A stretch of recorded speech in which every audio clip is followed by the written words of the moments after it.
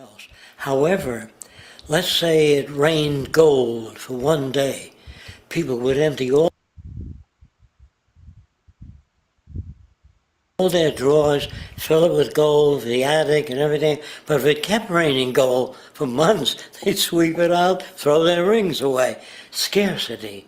They save the gold because it has a value, but it only has a value as long as it's scarce. But if we find a whole mountain of gold, it loses value.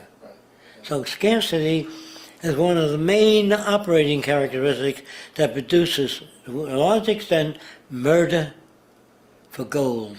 Whenever you got the history of a diamond, you got all kinds of horrors behind it. So in the future, people will be ashamed to wear things like that. Roxanne's father was a jeweler, always tried to give her things to wear. She doesn't want any of that shit.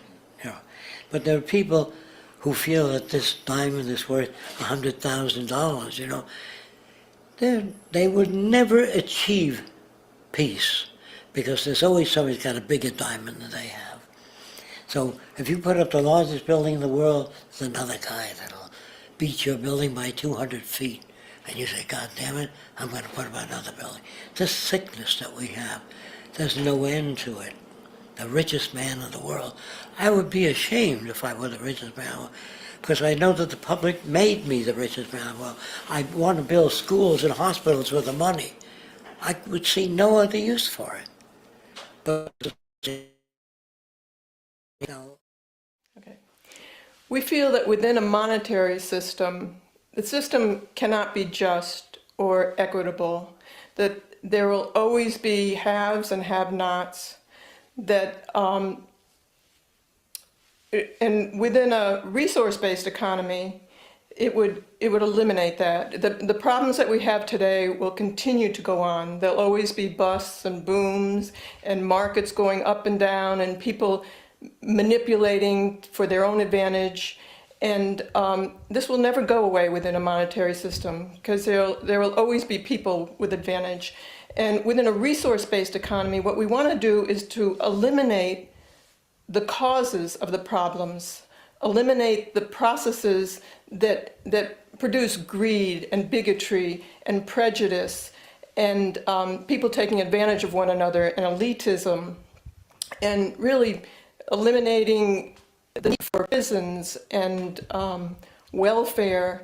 When you make things available to people, you don't have the problems that you have today. We have always had these problems because we have always lived within scarcity and barter and monetary systems that produce scarcity. So we're talking about a resource-based economy which makes things available to everyone. So I look at the system differently. I see a tough job ahead. It's not easy. And I see a lot of assassination and a lot of imprisonment and cops beating people that are good. And the cops not knowing any better. Because they've joined the police force, they believe they're upholding law and order. In their heads, they're doing the right thing. Whenever you're in trouble, you call a policeman.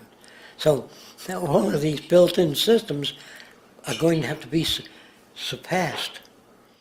The only thing I can see that's really negative of this system that we talk about, a resource-based economy, is getting from here to, we have a lot of things we have to do to take care of the detrimental things that we did in this society. We have to clean up the environment, the oceans, the air, and clean up the detrimental values that people have from this society of greed and embezzlement and me for myself and not caring about anyone else.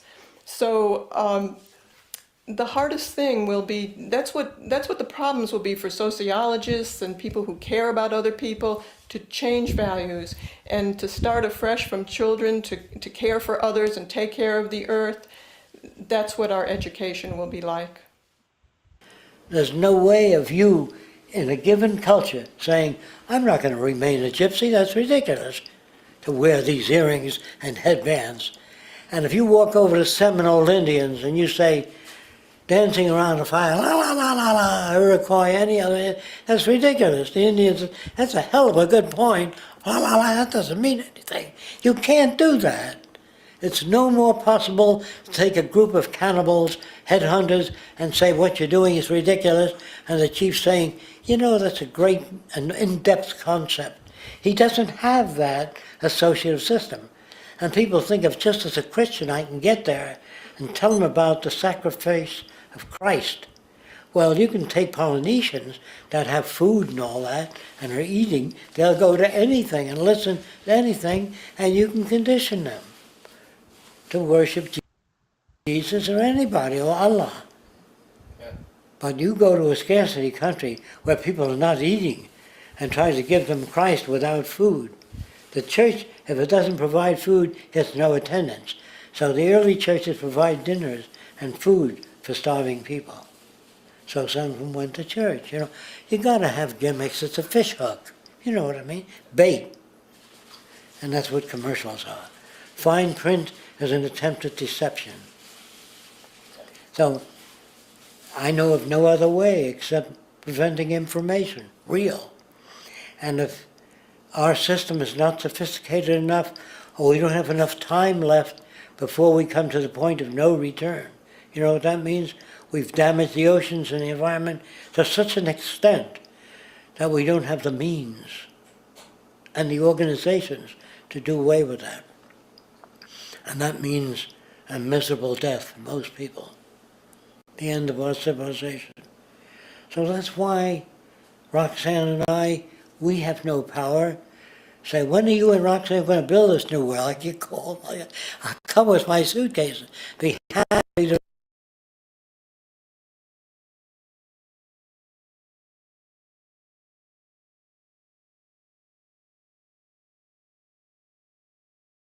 live in it.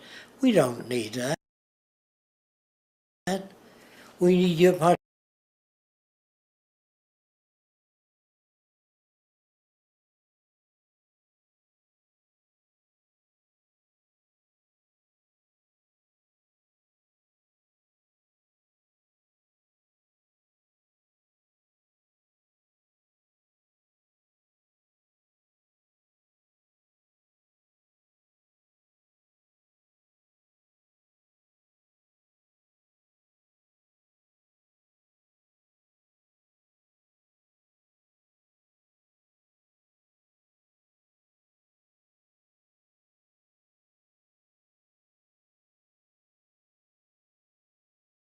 participation and support to make it happen.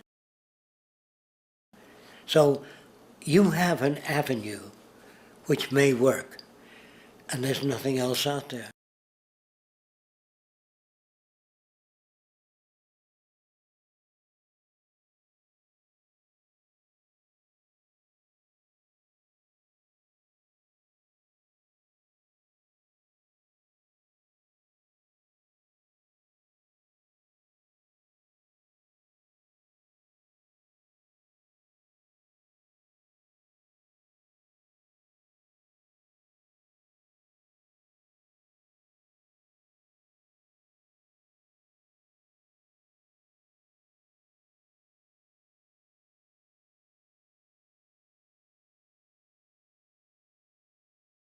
Everyone loves spreadsheets. Actually, they don't. But check this out. Okay, Monday.com, get started.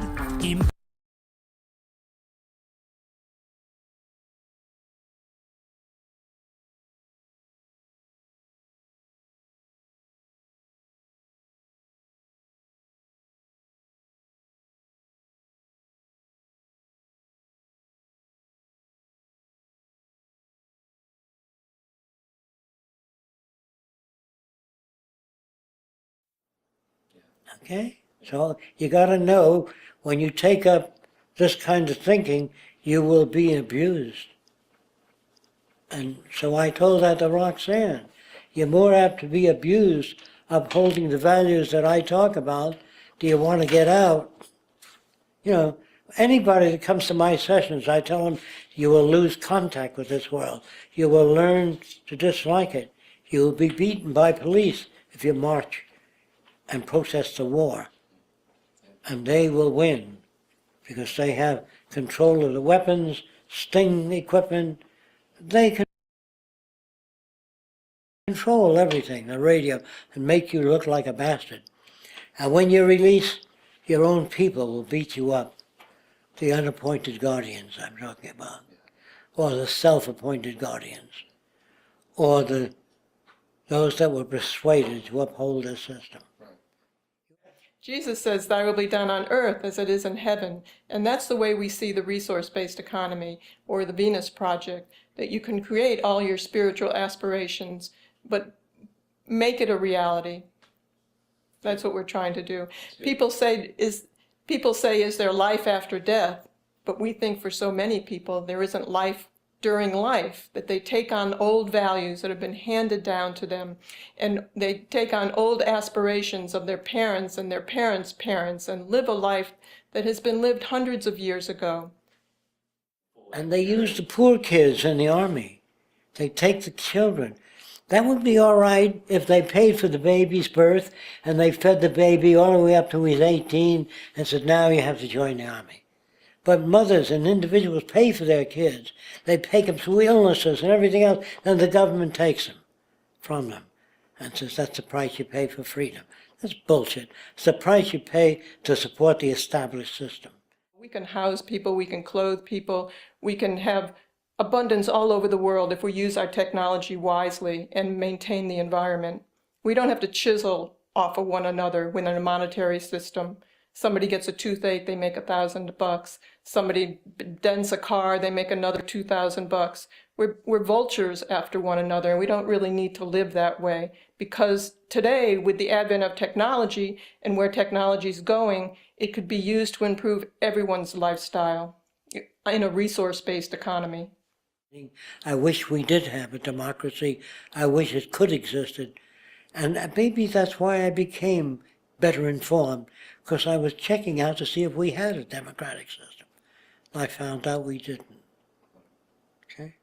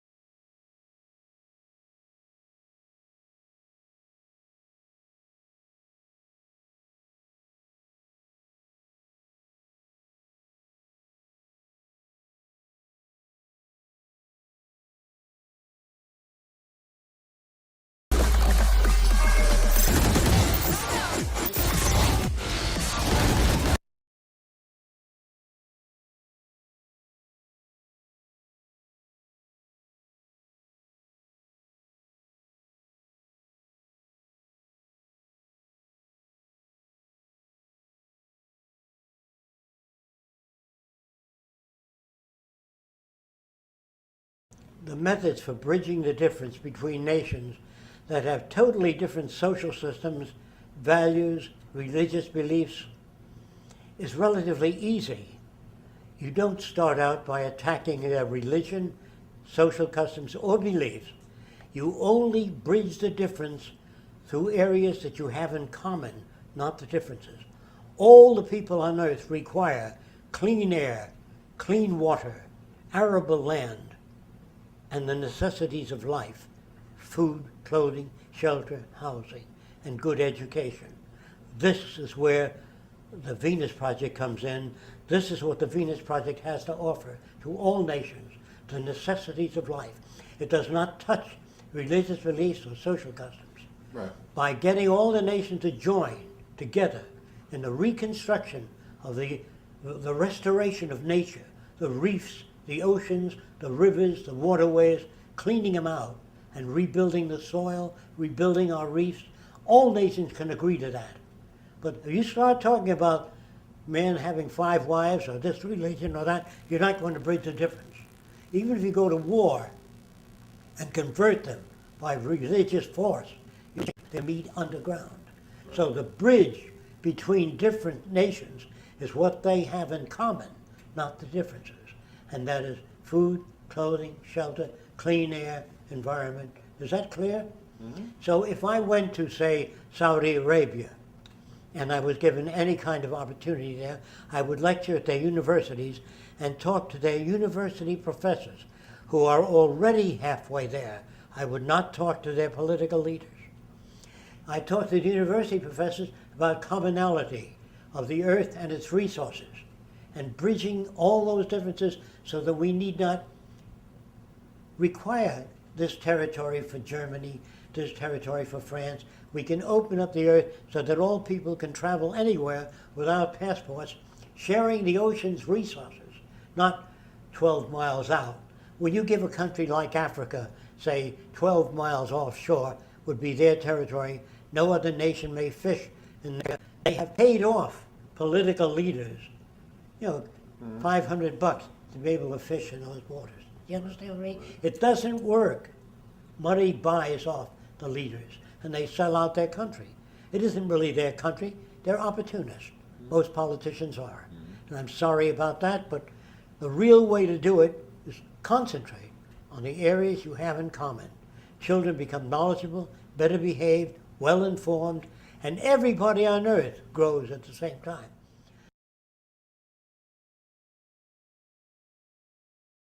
Learn Straight Philippines. Gusto niyo bang baguhin ang lifestyle ninyo?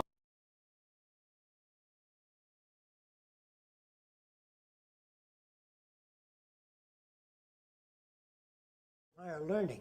They are not institutions of higher learning. They are detrimental in developing human beings who are what you would call conscious and aware of their surroundings and other people. So what are the qualities of human beings that you appreciate the most?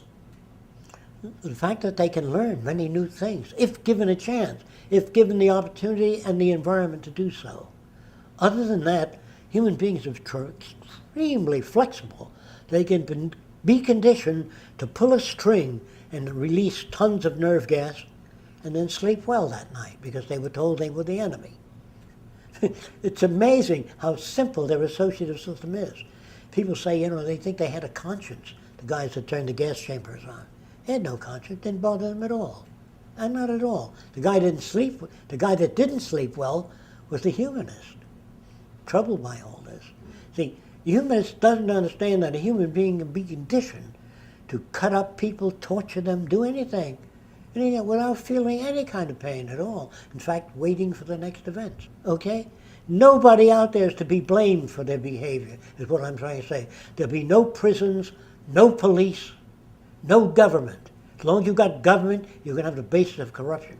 You're going to have high-tech installations which are capable of decision-making and restoring the damaged earth that we've built, all the pollutions and poisons we put into the oceans, all that can be cleaned up by science and technology. We still can do that. But to blame people for what they are is a system that was used to try to keep people in line.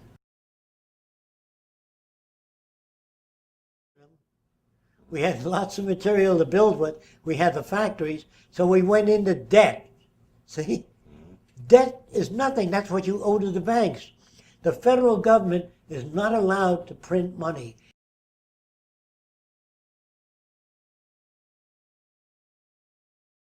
It's not allowed to lend money or get in the banking business. That is a privilege for bankers only. So what the government has to do if they want to build an air force, say, of 2,000 planes a month, they have to borrow money from a private lending institution, sign the dotted line, and if the war is lost or failed, the burden falls on the public to pay off that debt. That's how banks work. That's why many good Americans, including Lindbergh's father, who was at the time, I believe, a senator or a congressman, I'm not sure. But anyway, he advocated that we build a national bank in which the public owned it, and all of the profits would go towards schools, housing, education, instead of private banking institutions. But the Bank of England needed money to fight Napoleon. But in order to get that money from the banks, they had to sign an agreement that after the war, the banks would be the only money lenders around, that the government could not compete. Did you know that? So they were forced to into that crap. Banking institution is one of the most corrupt in the world. They can lend out much more money than they have in reserve. So, in other words, Well, money's somebody based on debt at this point. yes.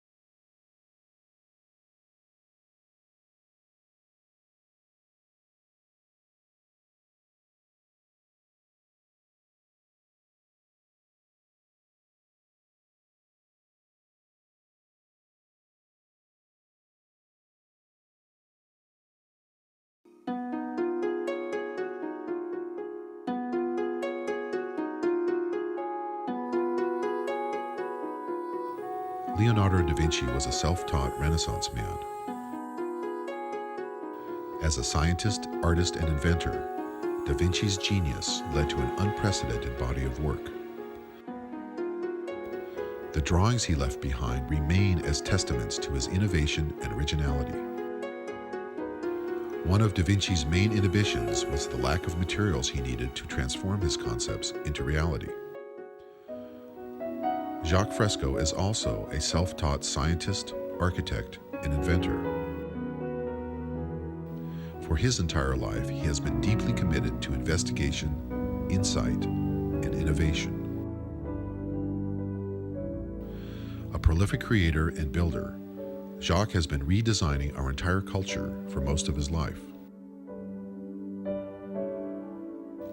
While da Vinci needed advanced materials, Fresco has lacked access to the social and political resources needed to realize his most far-reaching ideas.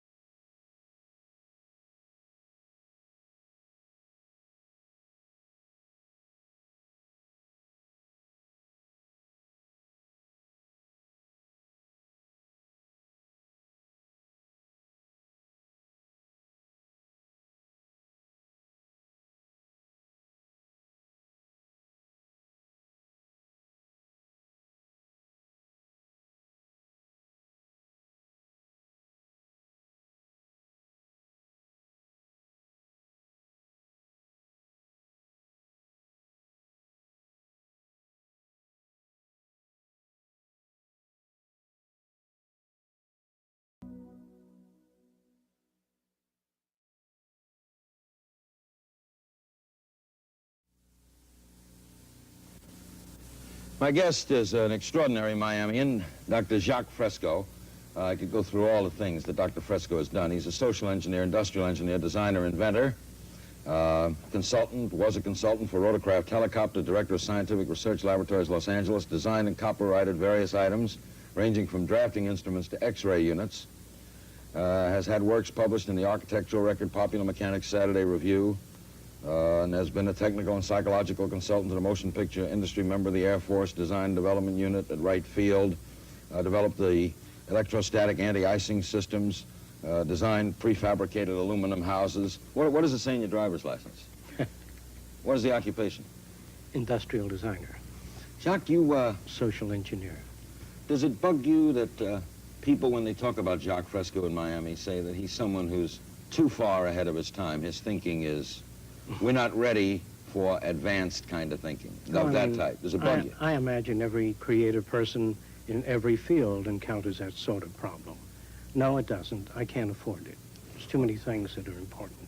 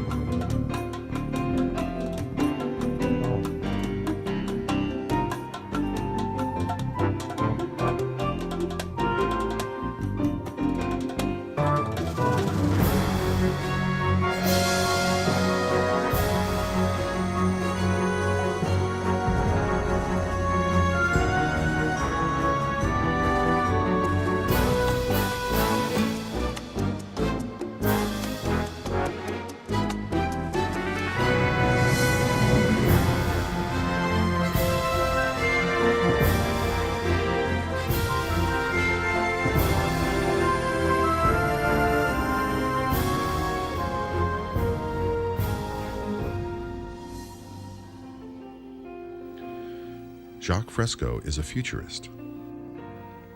A futurist is someone for whom all thoughts and actions are based upon what tomorrow could be.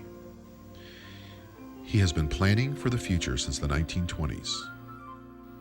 Not only is he a philosopher and theorist, but an engineer, industrial designer, and social planner.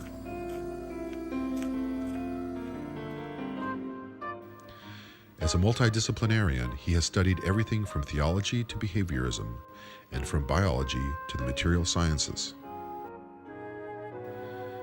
Jacques Fresco doesn't want to just talk about what today will be like tomorrow.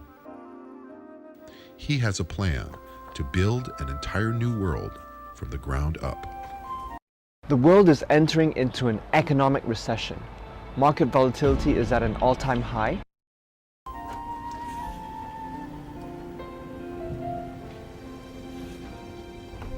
I'd like to go from the time you first started conceiving of drawings. Started drawing? Yeah, Oh, that's very early. time you Like started drawing 8 or 9 years old. about the future. Yes. I was always interested in the future, as far back as I can remember. There was a motion picture called Metropolis. It was different. It took my attention.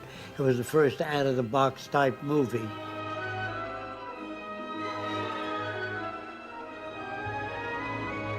It depicted the future as a regimented system, which was totally unacceptable. But the architecture was interesting and the robotics in that film were interesting.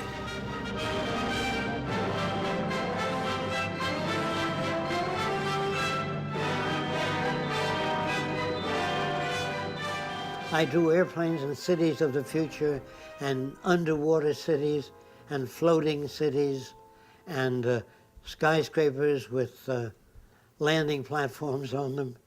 I drew my idea of what a post office ought to be. Since the airport was so far from the post office, they had a truck to deliver that. I figured, here's the long post office, but why couldn't we land on top, pick up the mail directly, and fly onward? So I would draw landing platforms on the rooftops of buildings, slightly angular, so the airplane didn't have trouble landing, because it couldn't be as long, but it would be slowed up by the incline. But then takeoff, they would go in reverse. Then I tried ships, drawing of passenger freighter ships. Then aircraft carriers, and I showed it to my principal. So he said, well, I'm going to give you a letter, and during the summer, if you can manage to get to the Bureau of Standards, I know a Dr. Dickinson, who's the chief of the Heat and Power Division. And so I went to the Bureau of Standards. Dr. Dickinson looked at my drawings, and he said, have you ever heard of Bucky Fuller? I said, no. I think I must have been 14 or 14 and a half, somewhere around there. So they said, would you like to meet him? I said, yeah, sure. What is he? He's an inventor, like you. He thinks up a lot of new things. Buckminster Fuller was one of the 20th century's most renowned futurists. Known primarily as the inventor of the geodesic dome, Fuller was a proponent of using technology with a humanistic approach. Dr. Dickinson took me out there to see Fuller, and there was Bucky Fuller. He was seated there with his car called the Dymaxium. I talked to him about social things. I said, what about changing society to some other form whereby all people can benefit from the works of industry? He said, what do you mean? I said, well, instead of working people going out on strike, give them a piece of the action. And so if business improved, they all got automatic pay. If it went down, they got less pay. So he sat back and he said, what are you, some kind of social planner? Is that what you want to be? I said, I don't know what the name is, but I think that would work. It would give people more incentive. He says, let me tell you something. It's tough enough just getting a new automobile out there. If you're trying to change society, this is years before he even lectured on things. Albert Einstein once said, the problems we have cannot be solved at the same level of thinking with which we created them. Did you meet Einstein, Albert Einstein? Yes. Where did you get the idea to meet Albert Einstein? I was outside a theater called Radio City, and I saw a woman come out with gray hair sticking up. I said, looks like Einstein's sister, to my friends. And then Einstein came out, and I think it was his sister. So I was just kidding about that. And I walked over and I said, is it possible to meet with you? He said, why? I said, I have thousands of questions I want to ask. But he says, I live in Princeton, New Jersey. So tell me about the day you went and met him. Well, I went to his home, and it was modest. I said that there seems to be harmony in nature. How do you feel about that? He says, yes, the universe is lawful, but harmony, I don't know what you mean by that. I said, well, when a rat eats insects, it may be supporting the rat system. But what about the insect system? What he did is he used some water from a backyard, swamp water, and he put it under a microscope, and he said, look, everything is fighting everything else. He said, in the human body, everything is fighting everything else. In the ocean, big fish eat little fish. I didn't really have enough time to sit there with Einstein and go through all kinds of things, because he didn't seem to be in that area. He did, are you interested in mathematics? Mathematics. You're interested, what Boolean geometry means to you. You know, I didn't want to get off into that, because to me, that would be a sidetrack. Mathematics is a tool, just like sociology and anthropology. These are all instruments to go into making up the future.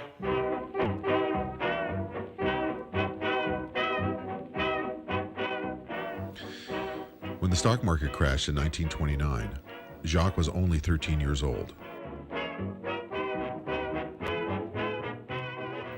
Coming of age during the Great Depression prompted many questions for the curious and inquisitive young man. Living in New York City, he found the squalor and suffering around him difficult to understand. The confusion, contradictions, and struggles he saw left a significant impact on his character. Things were so bad, and I had no way of looking at it. And I thought the rules of the game were somehow screwed up.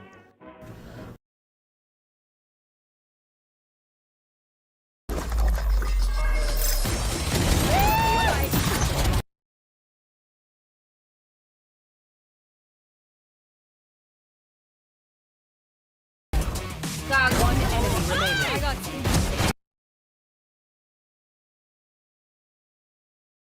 I went to many different meetings, communist meetings, socialist meetings, fascist meetings, Mankind United, technocracy, to see what the world was teaching, including Eastern philosophy. And I wanted to know what people thought, what they wanted, why they gelled on one system. And that each time a society arrived at a system, they tend to keep that system. They didn't even try to go beyond that. But in technology, whenever we made anything, we try to surpass it. The history of civilization for me then was a history of change, social change, human arrangements, homes, boats, planes, trains, all of them were in a process of social evolution, including our language, our outlook, our values, our behavior. As the Depression wore on, Jacques left New York and started hitchhiking around the country. In his travels, he met many interesting and different people, most of whom were, like himself, searching for a way of life that was fair and equitable. Eventually, he ended up traveling to the warm waters and primitive islands of Tahiti. I wanted to go to South Seas because I like the idea of the natives sharing things. I've read about that.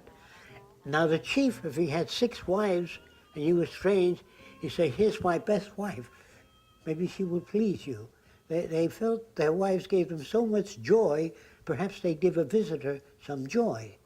You know, their thinking about it was different, and that it caused me to ponder, hey, that's not the way I saw things. Was that the way I saw things? Was that the way I was indoctrinated? That's when I began to ask those questions. So how do you know that anything you like makes sense, Jacques? What about your own values? Think about them. Maybe they are senseless. Concerned that Tahiti would be invaded, Jacques returned to the U.S. and joined the Army Air Corps. When the war was over, thousands of factories stood idle, their manufacturing capacity no longer needed for wartime production.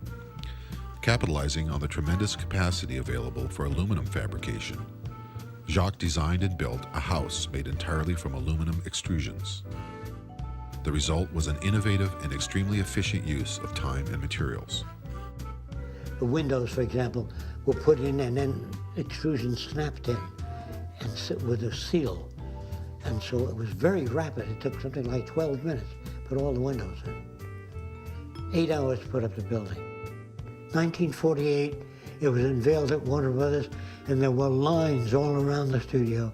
Thousands of people come to see it, and airplanes, smoke ridden in through the sky, visit the Trend home at Warner Brothers Studios.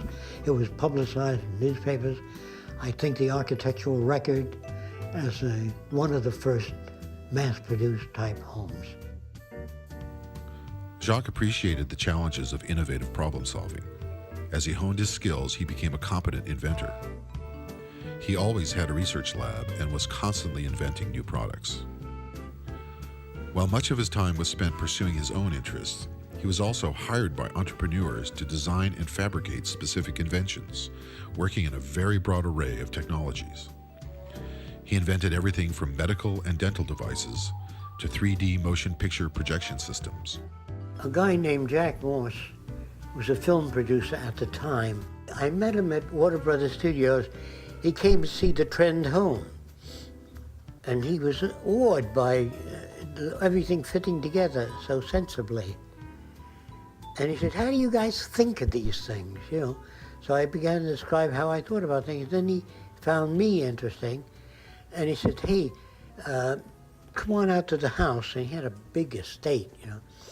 And he said, do you think you can make a movie projector that projects 3D images without glasses? So I said, yes. He said, how do you know you can do it? You've never done it. I said, that's right. But if it's a physical phenomenon, I think I can work it out. How are you going to do it? I said, I don't know yet.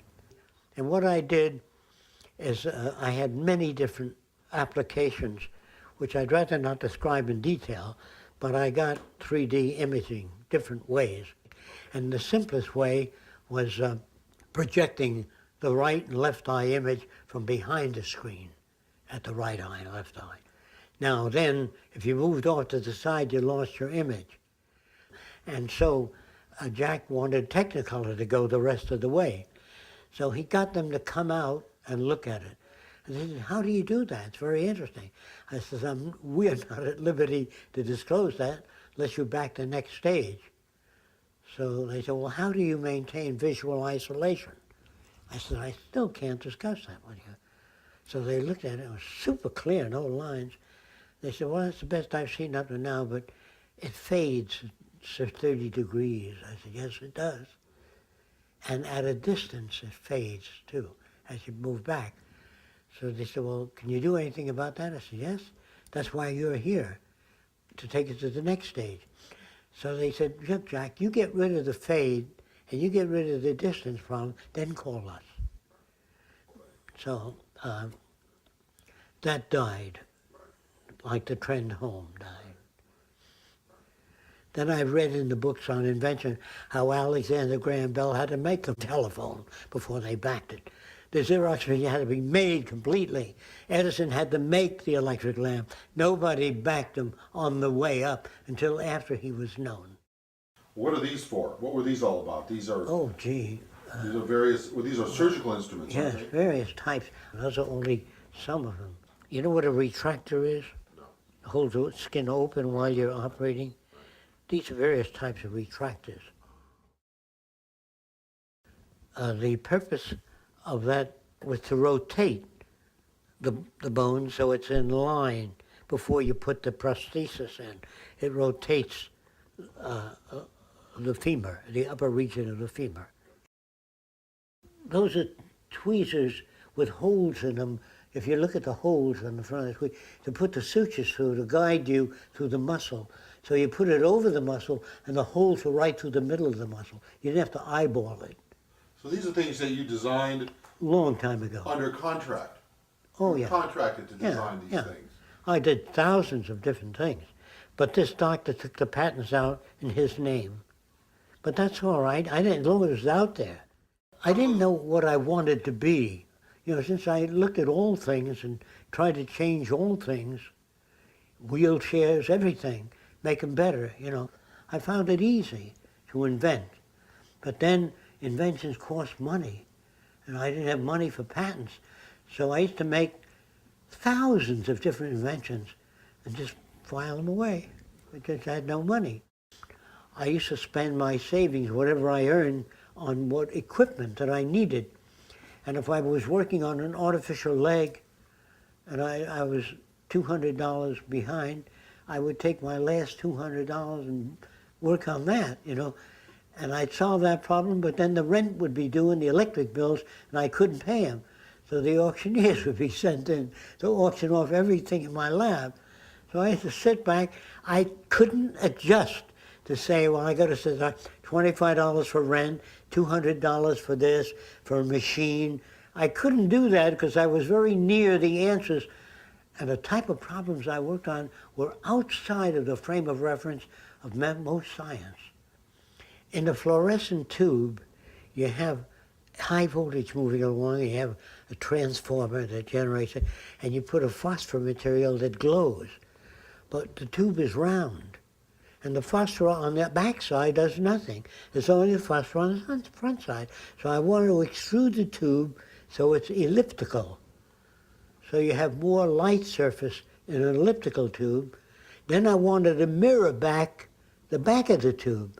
Instead of putting a big reflector outside there, put the mirror inside the tube. So I didn't have the money to make that tube. Then I said, what the hell are you making a tube for? Why don't you work on a flat sheet of glass that phosphors, that glows? So make glass that's electrically conductive. Well, how do you make non-conductive electrically conductive? By putting metallic particles in the glass and phosphors. What would happen? The electric current would flow through the gas, animate the phosphors. So you had a flat sheet. You don't want a lamp. A lamp is only giving light on one side. I wanted the whole surface to glow. Over time, Jacques' ideas about the future became more well organized and focused. Gradually, he began to combine his technological expertise with what he had learned about human behavior, sociology, and social structure. I spent so many years improving area by area. I said, look, the whole society is aberrated, the way we do things. Why not redesign society? It'd be easier than making all these thousands of products. So you really decided to redesign the culture? Because I couldn't patchwork didn't work. It wasn't sufficient. So they thought I was a communist. You know, after all, the guy wanted to redesign society. What else? What is socio-cyberneering? Socio-cyberneering is a new organization, and it represents the application of the most sophisticated forms of science and technology toward problem solving so that we can reclaim the environment which we loused up over the years and to build a way of life worthy of man, to humanize society, to break away from the artificiality, the regimentation that dominates our society today. Our society seems torn apart and pulled in many directions. Socio-cyberneering is an approach at the restructuring of society in humanistic terms. Humanistic terms, yes. The mission of socio-cyberneering was to build a residential research center, developing and demonstrating new technologies and innovative social concepts within a community setting.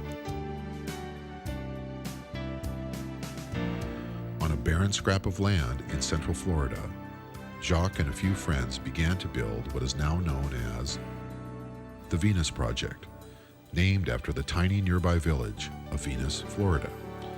Occupying some 25 acres, 10 buildings have been constructed. Each utilizes both design, construction, and lifestyle concepts integral to developing a working model of harmony and high productivity, integrating both nature and advanced technology. Jacques' objective of conducting a complete reassessment and redesign of our entire culture remains the central focus of his work. With the Venus Project, he has created an environment conducive to creativity and innovation.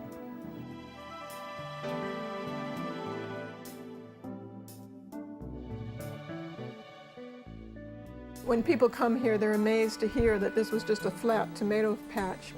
We've dug out streams and ponds and planted hundreds of palm trees and trees. And we built this land to show what the outskirts of the city would be like. We have many buildings here, but you can't see one building when you're in another. We really wanted to show how high-tech and nature could coexist within this environment. Jacques and Roxanne have been living on the property and building the Venus Project since the late 1970s. The entire time has been a constant process of developing and implementing new ideas. Jacques begins with a drawing, then produces a scale model, and then videotapes his models in order to demonstrate his concepts for the future.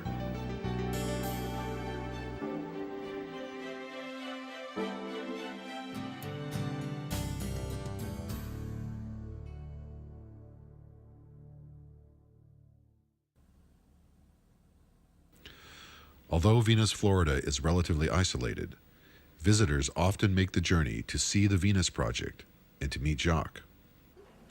Joan? I'm Margaret. Hi, Margaret. I'm not going to remember your names, but anyway. I'm John. Hi, how are you? Good to see you. How are you? Have a seat, and then we'll go on with what this is about. Is everybody here? So there was a time when most people believed that the decisions of the majority was very close to reality. But there was also a time when the majority of people believed the earth was flat. And if you ask me whether they were sincere, they said, of course, you can see it's flat. So they break a sincerity meter. But it isn't sincerity that the world needs. It needs the intelligent management of the Earth's resources. This is what we don't have. The major contribution the Future by Design would like to provide is a method of coping with problems. Now, you're brought up to believe, I believe this, that everyone should have a right to their own opinion. Is that the way you were brought up? Yes, sir. Okay. When you got everybody going around giving their opinion, I'll tell you what's wrong with Jim. See, they've got all kinds of opinions. But when engineers talk to each other, they don't say, believe me. They say, see this new metal? It can hold up 4,000 pounds per square inch. He puts it in a machine and pulls it apart. He says, you're right. So I would say the majority of the people of the world today are unsane, not insane. Unsane meaning having been exposed to methods of evaluation that are long rendered obsolete. Our language in the future will change to a saner language where we have no argument in it. They say, well, can there be such a language? There is. When engineers talk to each other, it's not subject to interpretation. They use math, they use descriptive systems. If I interpreted what another engineer said in the way I think he meant it, you couldn't build bridges, you couldn't build dams, you couldn't build power transmission lines. The language has to have meaning. That's why when a doctor writes a prescription, if he prints it, it's the same all over the world. So the world I'm talking about is different. There aren't too many people that have seen everything that he's gone through in the past and come out of it with a certain direction. And the interesting thing is, too, that he's not a philosopher that talks about how the world should be, his point of view. He's a technician that understands how it can be built and has worked with people and understands what it takes to change them and understands what it was that made them that way. So it's really based on hands-on learning and not reading something in a book. He went through the experiences himself and came out with the conclusions he did because it was based on actually learning experience and experiments. When an engineer has an idea, he talks to the computer about his idea.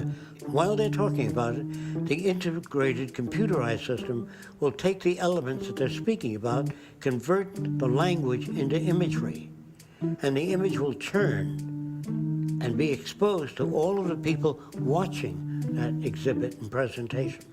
They will question the presentation, but the image system will answer the questions. How the buildings are fabricated, how water is supplied, how it handles earthquakes, or any other question. Instead of people sitting around asking individual questions, the answers are demonstrated inside of what appears to be a transparent dome.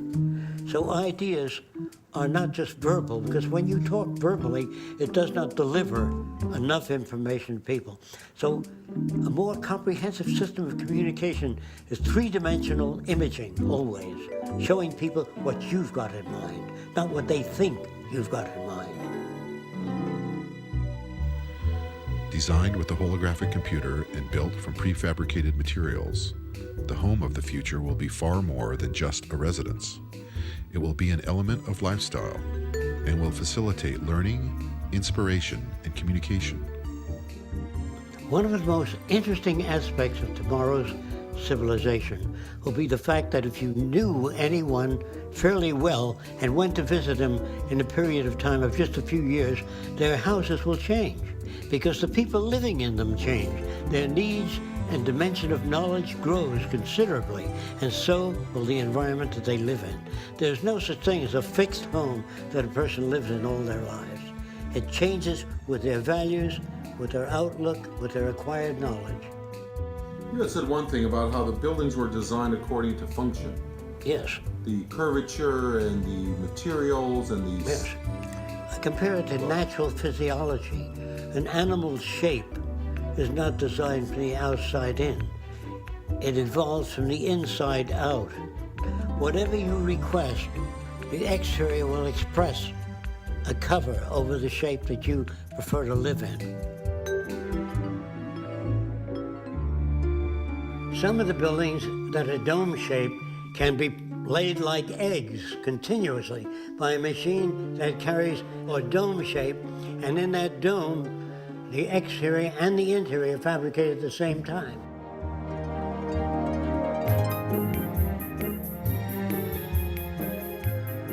Not everyone will choose to live in a dome. They will choose to live in whatever architectural shape would meet their needs. The reason why we suggest a dome is it uses the minimum amount of materials and covers the maximum areas and offers maximum strength.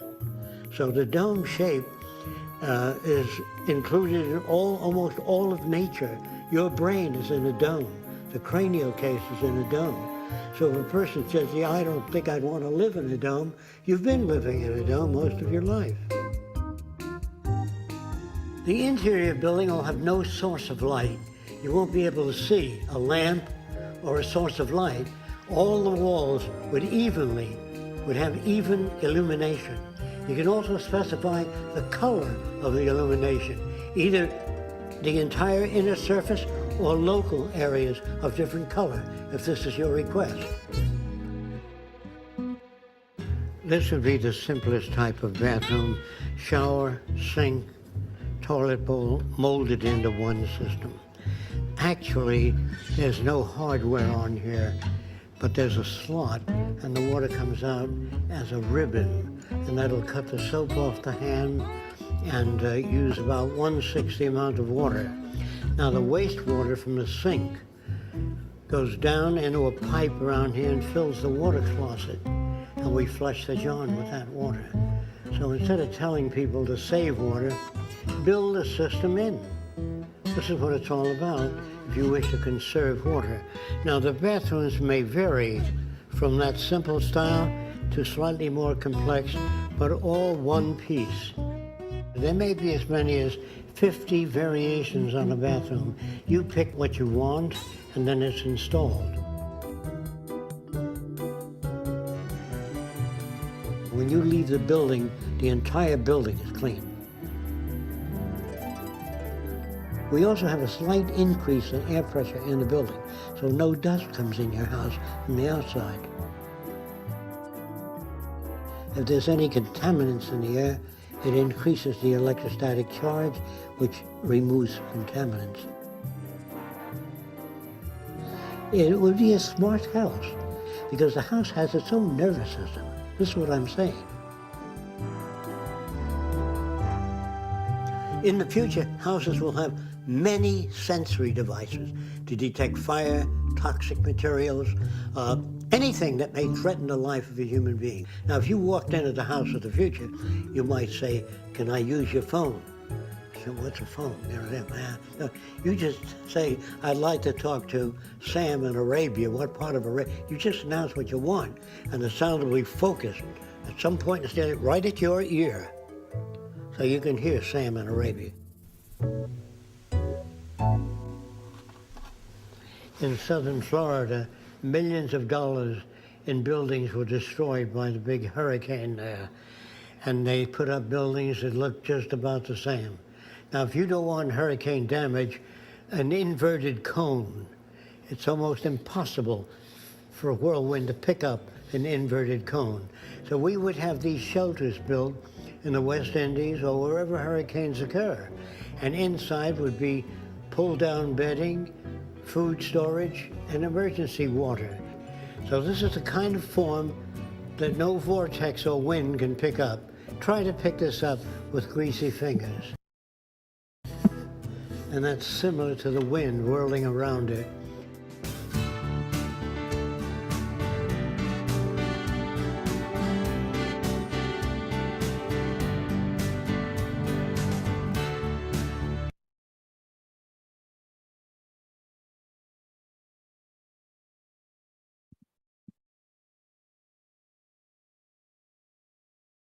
Hello.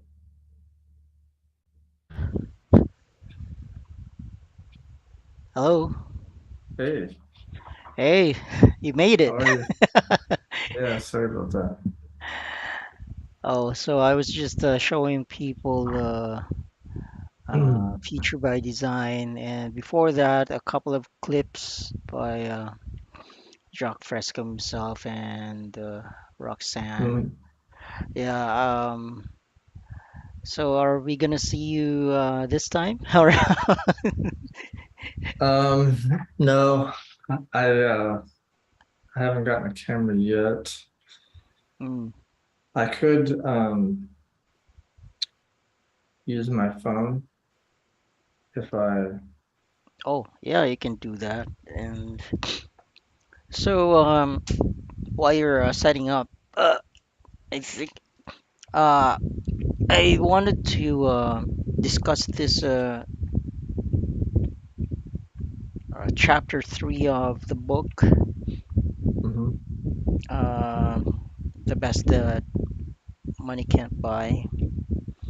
So it's all about language of relevance, right? I'm sure we remember this part where it includes the language of science. It's these are the subtopics.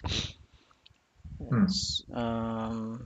One other subtopic is it's a semantic jungle out there, changing language, bridges over troubled words. So I don't know if we need to scheme over this. Okay.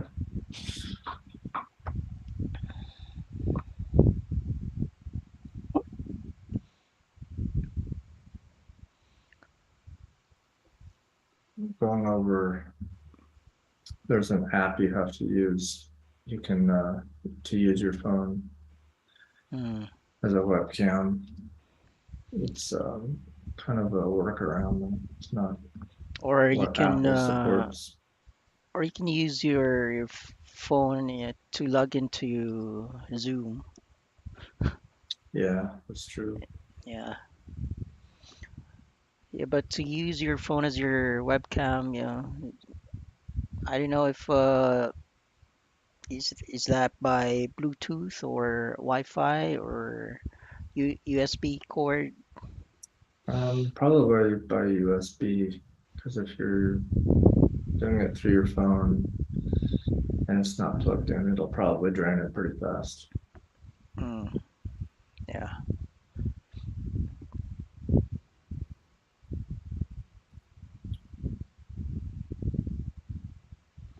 So anyway, while you're doing that, I think I'm gonna read the first part here. Hmm. Okay. So yeah, chapter three is called Language of Relevance. I already read the whole chapter like 2 weeks ago or so. So it says here, of the many entrenched barriers to positive change, communication is one of the most intractable. Language has evolved over centuries through ages of scarcity, superstition, and social insufficiency, and it is continuing to evolve. However, language often contains ambiguity and uncertainty when important issues are at stake. It fails to use a precise and universally intelligible means of conveying knowledge. It is difficult for the average person, or even those considered above average, including leaders of nations, to share ideas with others whose worldview may be at considerable variance with their own. Also, because of semantic differences and different experiences, words have various shades of meaning. What would happen if we made contact with an alien civilization when we have such difficulty making contact with our fellow human beings? We are not ready for such an encounter. We haven't yet learned to resolve international differences by peaceful methods. So, peace is simply a pause between wars. Even in the United States, supposedly the most technologically advanced country in the world, we lack a unified, definitively stated direction. Our policies and goals are fragmented and contradictory.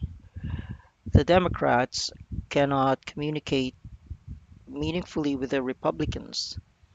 Elsewhere, the Israelis oppose the Arabs. The Irish Catholics clash with the Irish Protestants, and the Serbs clash with the Muslims. Everywhere there is interracial and interpersonal disharmony, an inability of husbands and wives to communicate with each other or their children, labor and management strife, and communists differing with capitalists. How then can we hope to establish any meaningful communication with an alien civilization, with beings possessing intelligence, social coherence, and technologies far in advance of our own? The aliens might well wonder. Oh, we have a friend here who'd like to join us. Who's that? It's Jesse. I'm not sure you've already met, but is there a hey Jesse? Was it from a few weeks ago? Is he on? No, no, no. Like maybe at least a month ago. Jesse, still connecting his audio here. So, Hmm. the aliens might well wonder whether there really is intelligent life on Earth. Hello, Jesse.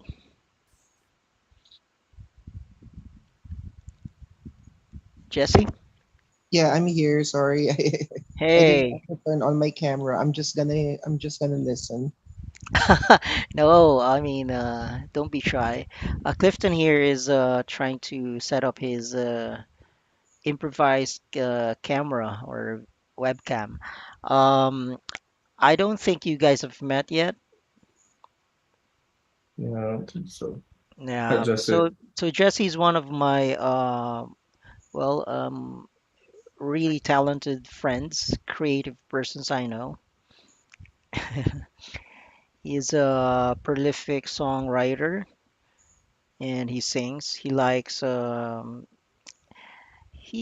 the likes of what's this? Well, mostly weird musicians. Hmm. And yeah, um, he also is he does spoken word at times. Okay. And well, Jesse, I'd like you to meet also Cliff here from Georgia. He's the regional coordinator for the Venus project there. Hi, Cliff. Hello. Interesting to hear Hi. about you. Nice to meet you. I might get my camera going here in a little bit. I'm gonna probably just use the Zoom app on my phone and log out of here and then switch to that. Seems to be the easiest way to do it. Hmm. So Jesse, when he joined the first time, he performed. He played a few songs on the piano. I mean, that's Nice. actually for this online sessions. Yes, I did. Mhm. Although I'm not sure if I'm gonna do that because my niece is actually staying here at home, and then I might wake them up if I start playing. Yeah, something on Mm, the piano. Mm. yeah. Well, I remember he in his room were like there's a huge collection of dolls. Mm. Yeah. Use the Actually, rules. it actually is. It's still the month for the LGBTQI people, and well, Jesse here is a proud member of that, right, Yeah. Jesse? Yes. Mhm. I don't always agree with whatever they're fighting for, but definitely if it comes, let's say, like to giving someone their rights, or I mean, if they need someone to speak for them, then I'm actually able to do that. Mm. Nice. So, which things do you not agree with? I rather not discuss it. I mean, I actually just joined tonight because I mean, it's a good evening, of course. I want to hear some insights, something to ponder about, but I rather not discuss anything. Mm. So, you think that it's like a sensitive topic, or Yes, yes, yes, Mhm. definitely. So you don't wanna, But I definitely do not discriminate. I mean, yeah, like, you I don't mean, wanna offend anyone. yeah, yeah, that's right. But I definitely do not discriminate because I have LGBT friends from different groups. And then as long as I see that they're actually productive in the society, they're doing their best to empower people. So, yeah, definitely I stand by them. Hmm. Yeah. I'm thinking that the differences would only be in terms of I know maybe faith or political inclination and all that. Yeah, sometimes. That's why I actually don't want to trigger anyone. Mm, mhm. But as we always say here, Cliff, people's behavior are lawful. Mhm. Yeah, Hello. Hmm. it is. Or people's behavior is lawful. Yeah. Um, what does that mean, really? Well, it means that it follows patterns and it follows rules. True. And those those things aren't you can't be precise about every detail that someone's gonna react to, Hmm. and you don't know exactly what they're gonna do or say, but in general, you can predict human behavior by the environment that they're in. Yeah, true. I totally agree with that idea. I mean, Oh, someone's behavior might could be considered as probably taboo for someone else, but maybe for another culture, it's totally lawful. Yeah, but it's a no. matter of being Yeah. respectful to each. Yes. I mean, I would like to learn more about this Venus project. Definitely, I'm gonna research about that. What is it about? Well, first off, I don't legally represent the Venus Project. I'm a volunteer. So this apparent may not precisely reflect the views of the Venus Project. I have to say that Mhm. as a volunteer. But what it is an organization that is offering a set of aims and proposals on how to improve society or the Mhm. world by offering an alternative to our current socioeconomic system that's Mhm. much more reasonable, much more sustainable and humane. Yes, definitely. But And also it does that by proposing that we base our society off of the methods of science. We apply the methods of science directly to the social system, Mhm. and we aim to eliminate scarcity entirely from all societies because that's the root of most of our problems. Mhm. And there's a lot that goes into it. To explain the entire thing would take hours, but essentially it's a new socioeconomic design that applies the methods of science in Mhm. order to create a more sustainable society. Or abundance, to bring abundance to humanity, right? Yeah, that's one of the cornerstones of it, because if you look at, like we were just saying, human behavior, Mm. and you look at aberrant things that people do to each other, if you go to the root of that problem, almost always what you come down to is scarcity in some way. People don't naturally just do bad things to each other on a regular basis Yes. around the world. They do that because there's something that rewards that behavior. There's an True. incentive for it because our system is based off of scarcity. The idea that they assume that there's not enough to go around of one thing or another. So all the functions of society, all of the structures, and all of the, even the monetary system itself is based on this outdated concept that there's never enough to be around, go around, and there's never going to be. So there has to be winners and losers, and that's where competition comes from. And it's actually an obsolete way of thinking, according to the founders of the Venus Project, and of course anyone who advocates for the idea agrees with that. It's not to say that the system we have, at least in practice, isn't the best thing we've tried so far. It's just that it's obsolete now because of technology and the knowledge that we have that we never did have at the time when it was being created.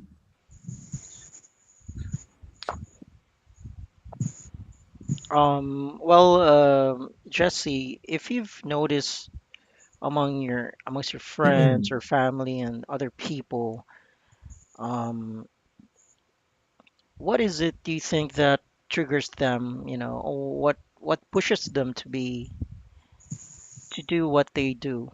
What causes it?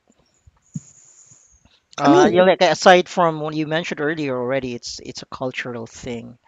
And we also touched on, scarcity. Do you think it's true for all people? definitely the environment plays a very big role on how people would be reacting to certain situations or how they would actually form their ideas or their ideals, definitely. So I actually wanted to say earlier that the LGBT group definitely has a lot of brilliant minds in it. But the thing is, it's often, let's say, like not probably represented well in the society.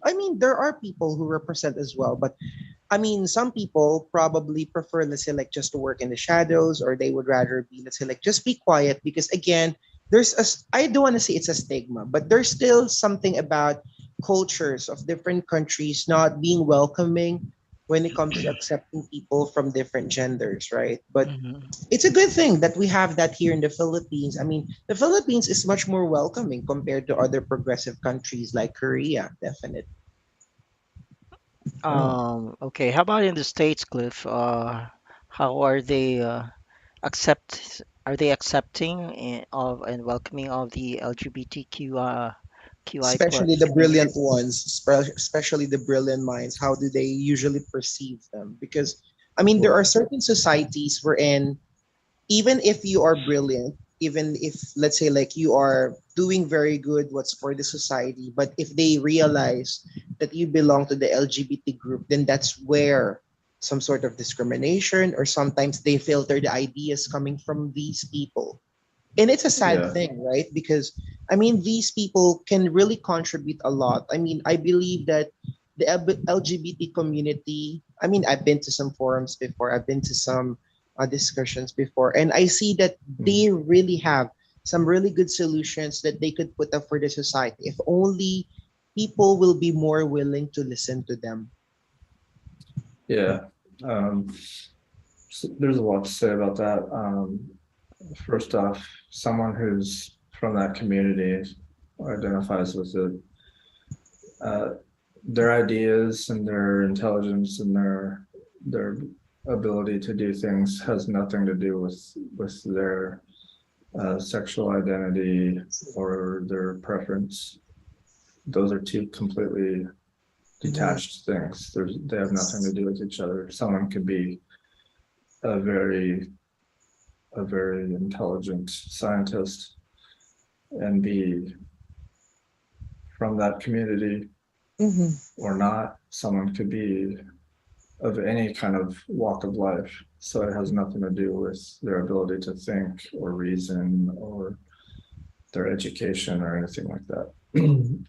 As far as in the United States is a very diverse culture. It's a very different country. So there's a lot of different pockets of different ideologies and culture within the United States. So there's really no way to say the United States is accepting of this or that. It depends But on the region, I guess. yeah, it all depends on where the person's from in the United States. Because if you're from a more conservative or religious background, there's a lot more likelihood that you're going to be you're going to discriminate against those people or judge them or think that it's wrong to be not heterosexual because that's how they're raised. Right? It goes back to what we were just saying. So people of the church people or lay people are against this kind of sexual preference, right? It's not just the church, I think, Stephen. I mean, sometimes it's maybe the culture itself that's prevalent in a community, let's say. I mean, some communities will be more like patriarchal, or they really see some people, let's say, like having specific roles in the society, and then that's how they will be bringing up or raising some of their children to be in the future. But the thing is, I mean, it's kind of like limiting what they're supposed to do or what they could probably contribute to the society. Mm. So you think that without the religious background, people would be more accepting of this phenomenon? It's Actually, hard even to, with religion, you could still be accepted. I'm yeah. sorry, what's that, Cliff? I was just gonna say it's hard to say, but the reason that religious people tend to be like that is because people teach that to them, either in Yes, church true. That's, directly that's correct. Yeah. or at home. Yeah, and the reason I asked, I posed the question is that, even, I mean, the religious background is really like a deeply entrenched um, behavioral determinant. So Yeah, even in the practice of governance, people's religious background informs their decisions. Um, right. so like there's like a correlation between the two, acceptance of this phenomenon, LGBTQI plus community and religiosity. I mean, I think if you're coming from a highly religious background, then there's a high probability that you'll be hated if you're part of the LGBTQ plus I plus community or something. Yeah. The United States has a deeply religious history, and And although it's very I'm thinking Mhm. Texas or s- s- yeah, I mean, there's a there's this area of the United States that they call the Bible Belt because of that, and it where is exists that? in the South, Mm, through Texas, Oklahoma, mm, Arkansas, Louisiana, Alabama, Georgia, Florida, mm, the Carolinas, all these lower southern and southeastern states are considered the Bible Belt because it's so religious here. But as you And that's, mentioned, I mean, it's more about, let's say, like the people who's educating them, right? Because I think if yeah, people who will be educating them about religion are probably let's say like not as I don't want to say the word discriminating, but I mean like if the people who are actually educating them about religion are probably kind of like more open-minded, or at least they would rather not see other people as a threat probably or something of a negative. I think yeah. Yeah. I mean, now that we've mentioned it, like, it's a religious thing, this sort of resistance Mhm. or Hmm. discrimination.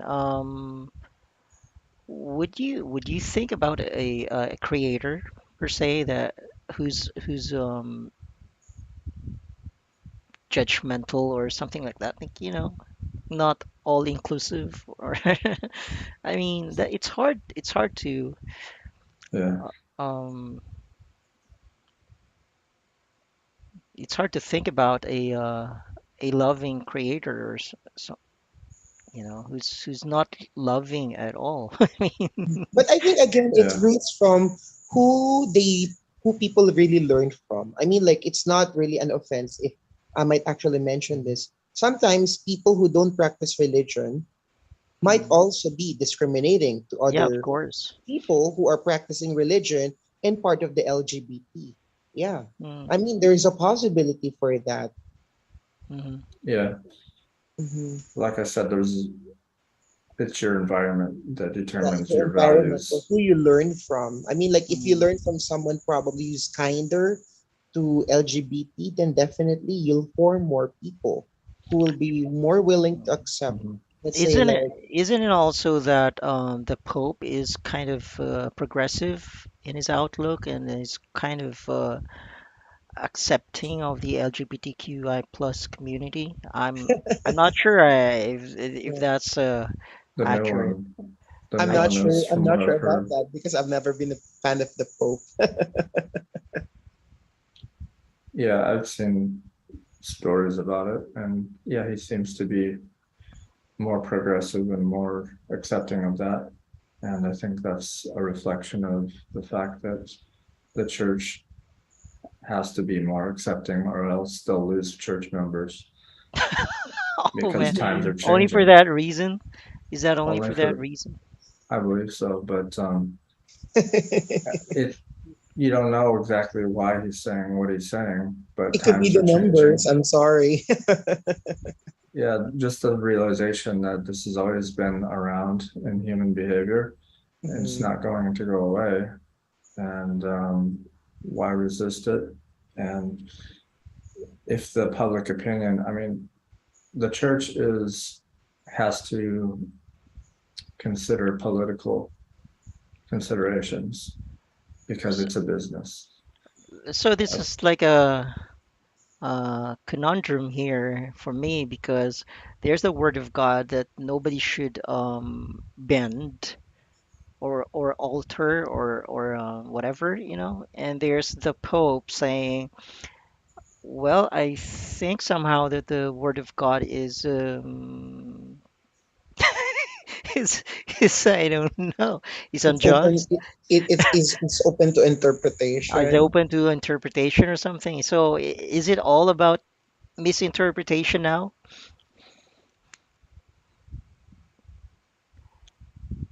You think, Cliff or or Jensen? Interpretation of what, though? The word of God, I mean, or the Yeah, scriptures. yeah, it's always been that way. I I mean, mean, like I deliberately use their misinterpretation because I don't know if there's always a good interpretation of anything. I don't know. yeah, there's there's hundreds, if not thousands, of different sub subsects Versions. of Christianity alone. There's been like 3,000 religions practiced in the world that we know of, or more. And if you take one religion and it spreads over millions of people over centuries, there's going to be as many different subgroups of that religion as there are different pockets of people because of the fact that people do interpret words differently. And there's also other motivations for starting your own religion or your own part of a religion, of a certain faith. There's a lot of different things that go into that, but history has shown that when there's a religion and it spreads, it spreads to different all kinds of different subgroups of that religion. So it's just the natural evolution of things, because there's a group dynamic and there's a lot of things lost in translation, right? Yeah. And this is also apropos to what I read about just a while ago, uh, about language, right? And our need to evolve a language that's not subject to interpretation or misinterpretation. Why do you think we should do that, Cliff? Because or can we like identify the the weaknesses of our everyday conversational language and compare them to what we're proposing as a supposedly a universal scientific language? Yeah, I think it's possible to do that. As far as I know, nobody has created a conversational language that's not open to interpretation, or one that's based off of objective concepts. All of our languages today were, except for a select few that have been constructed recently, but all of the other main ones that are used around the world are evolved from randomness and over time of people just adding to their and language. large amounts of metaphysical metaphysics in metaphysical concepts there. Yeah, this is one of the cornerstones of what Jacques Fresco talked about. He's the co-founder of the Venus Project, and one thing he talked about a lot was the inadequacy of language. He has videos about that. And it goes to what we were just saying about religion. People interpret words differently. You could say one thing to somebody, meaning trying to say something to them, trying to convey a meaning to them, and what they hear through their background. They don't hear just the words. They hear the words and their background, and then they interpret it their own way. Just And like the that word causes, yoga. I mean, like most people, whenever they hear the word yoga, they would just think it's more like, okay, this is a practice that you can do maybe to, to get fit probably, or maybe to, let's say like maybe to meditate or something like that. But I mean, for some other people, especially from India or from Pakistan or from other places, I mean, it's a way of living, definitely. Yeah. yeah. So like in the West or in America, yoga it's a practice. It's a class you go to and Yeah, you it's get actually more more of a flexible. fad. I mean, like some people when they hear like the word yoga, they would just think like, okay, it's something that's popular right now, and I should be in it because that's the in thing. But I mean, they don't know that it actually roots from a very long line of, yeah. I mean, it roots from, yeah, thousands of years ago. Yeah, it goes back way far, and there's yogis who are basically like religious figures because of the things they say and what they teach. But in America and most of the world, it's a class you go to get flexible and relax. True. And that's fine, but that's because that's what our experiences of it. And that goes back to, all this goes back to the human mind and how it works. There's no mechanism in the human mind that tells you what's right and wrong or what's real and not real. It all is based on your experience. And as far as values and what you think is good or bad, that's all based on what you're taught. It doesn't come from within. It's based on who taught you that, and it continues from the time you're born to the time you die. And most people don't realize that. and that's the cause of a lot of problems in the world.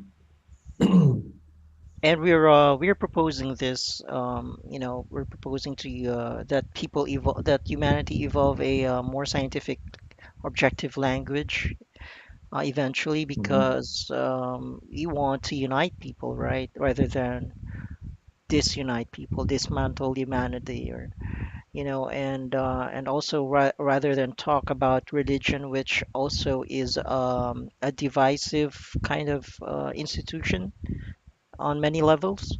Mhm. We should talk about people's commonalities, like we all need food, or nutritious food, clean air, clean water, shelter, clothing, and proper education, among many other things. So, But I think the universal language still remains love, right?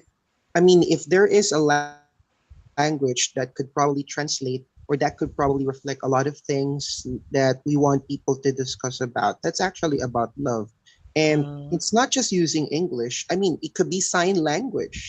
I mean, while you were saying some things earlier, I was thinking like if there is another language that could be used maybe to tell people without really getting offensive or without probably misinterpreting some things, then it could be sign language, right? But yeah, again, I mean, it also becomes limited maybe for some people, but yeah, I Yeah. mean, just pondering.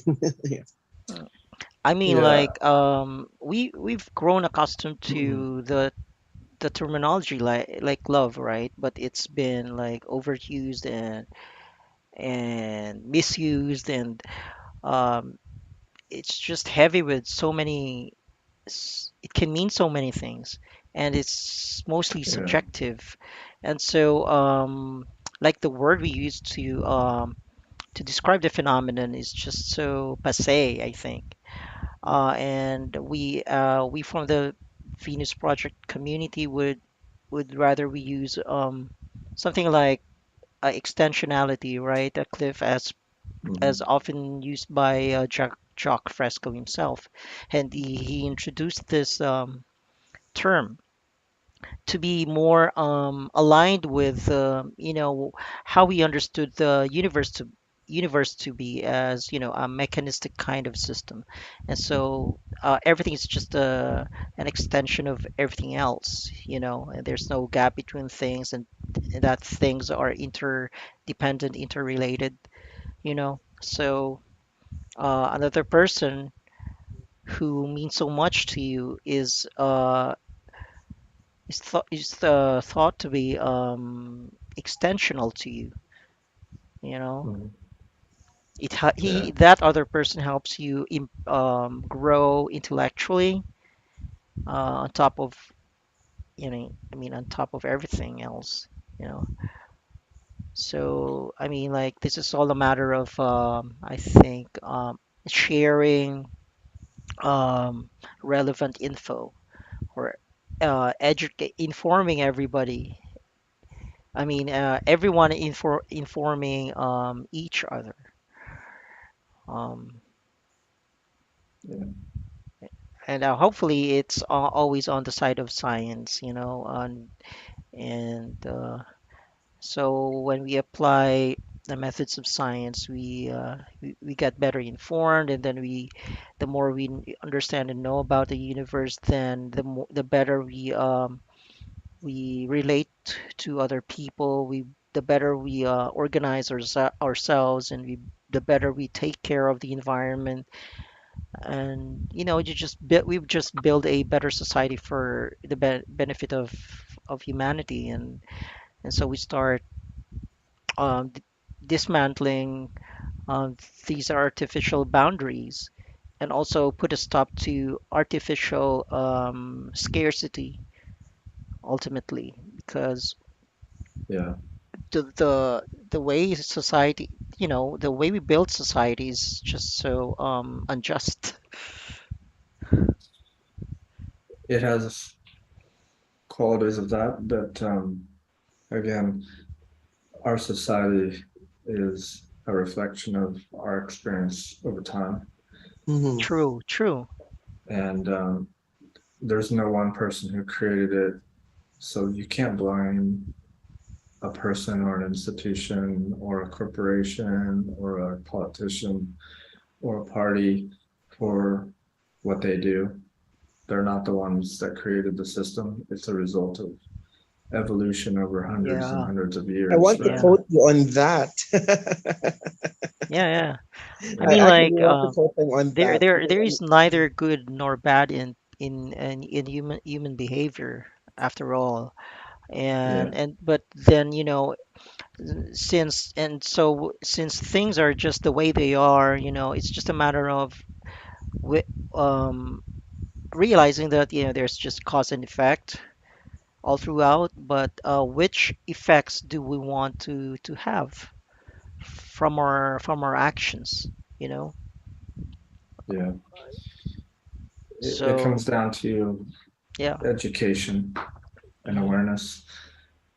If people aren't aware of why they form opinions and values, if they aren't aware of how the system they live in works, then they're just like a leaf in the wind. They're just going along with the times. They're just trying to survive. They're just understanding what they were taught, not Mm. not not necessarily the deeper understandings about the world and nature and science. So when you do you see think that countries, actually roots to how we are, let's say, like trained, let's say, like as people? Because I mean, I've been currently teaching some people about, let's say, like forming, let's say, like, or learning some things through Bloom's taxonomy. And then, as you mentioned, some people already form opinions, right? But somehow, I mean, it relates to behavioral conditioning. So, for example, I Yeah. mean, at a young age, you learn already, I mean, rather at a young age, you are taught that something is bad because that's what you were told, right? But Mhm. if the way that we educate people is more about, like, okay, you learn certain things maybe based from experience or how, let's say, like, you see it or how you experience it, I think it would be a different way of learning for many people.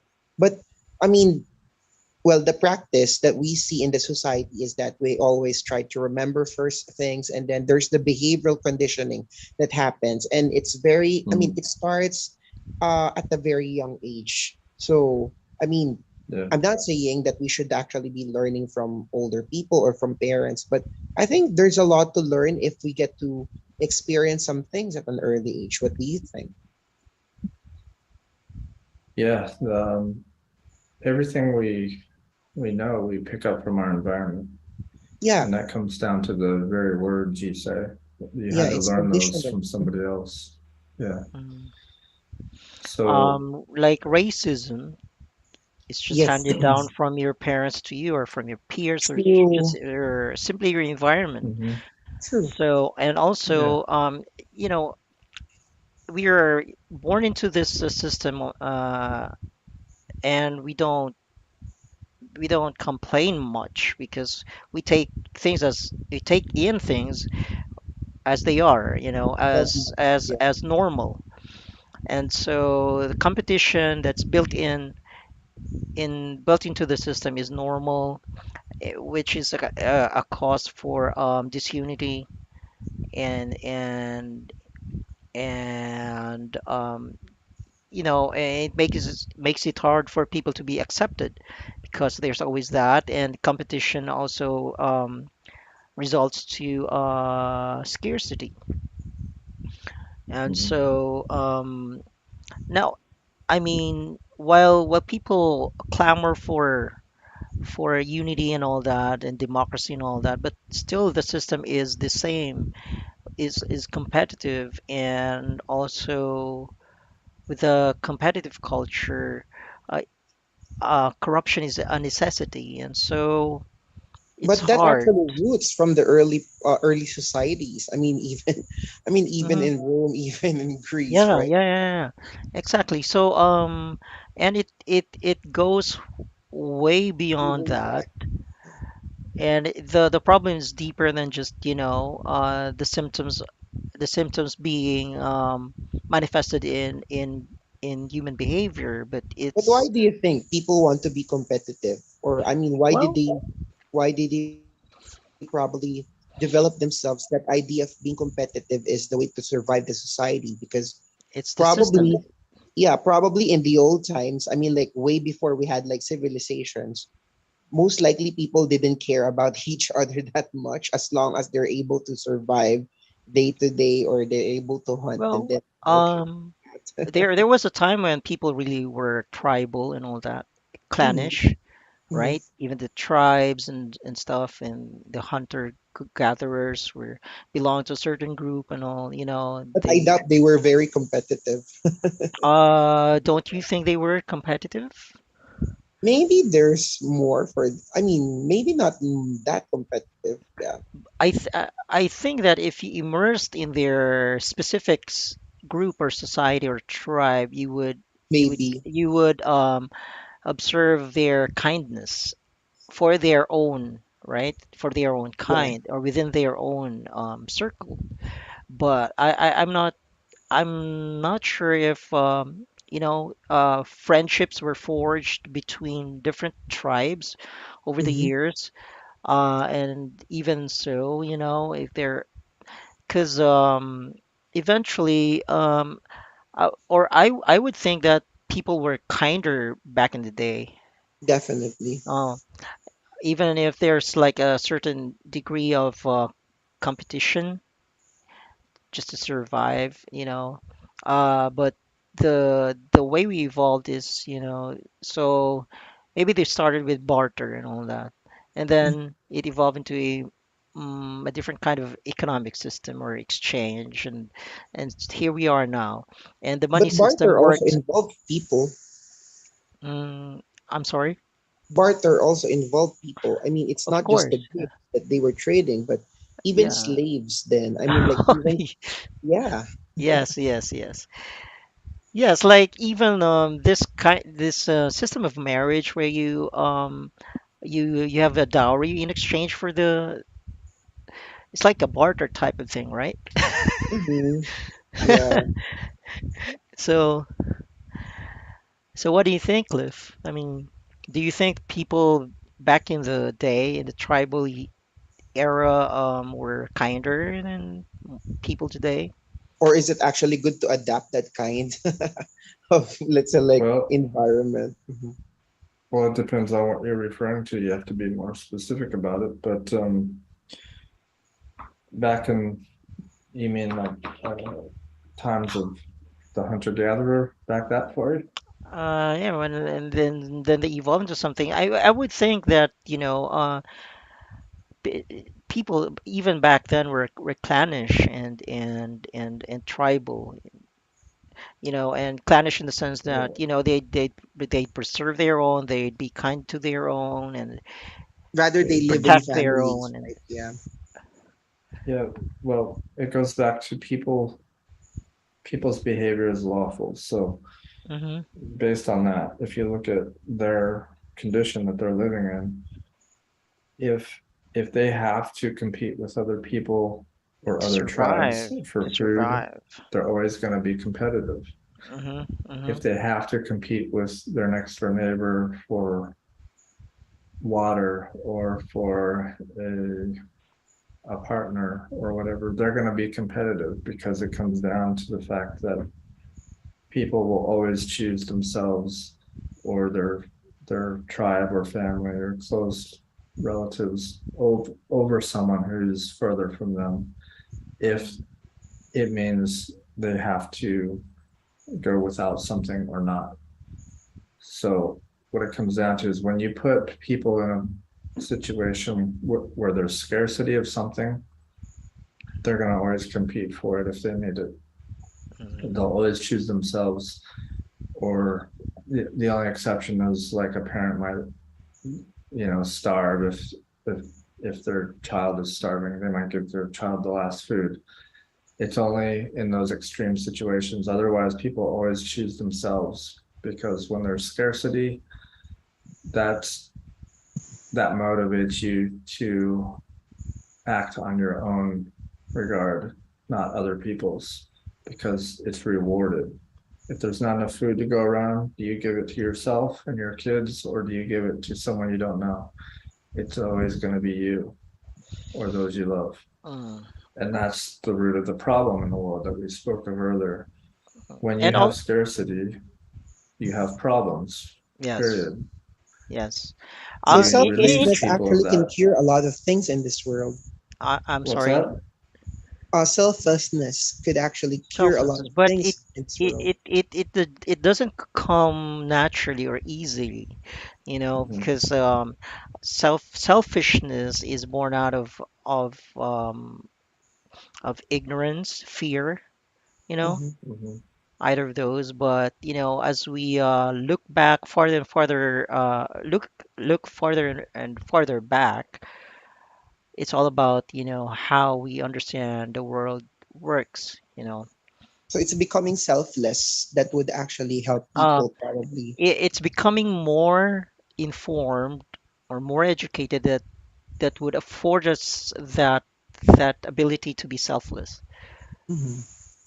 Because Yeah. if people didn't know how the world works, that in reality, as in like in the from the physics perspective, that um you cannot isolate anything from the rest of the world, and therefore you cannot attach, I mean, attach a price tag to it. Hmm. Then if people didn't understand it from a scientific perspective, then people would always be selfish. Yeah, but do you think And sometimes like becoming more knowledgeable about what's happening around you gives you more potential, let's say, like to be, yeah, like more selfish?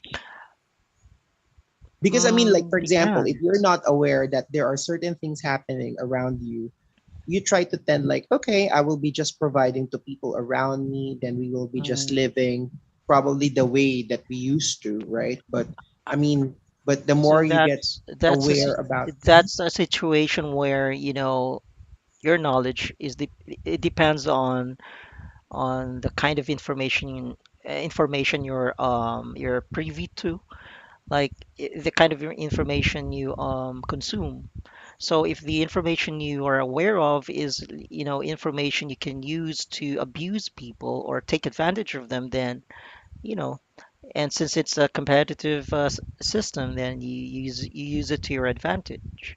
And Like for example, news, let's say like you hear news that there's probably, let's say, like issues that will be rather there would be events that would be happening in the future, right?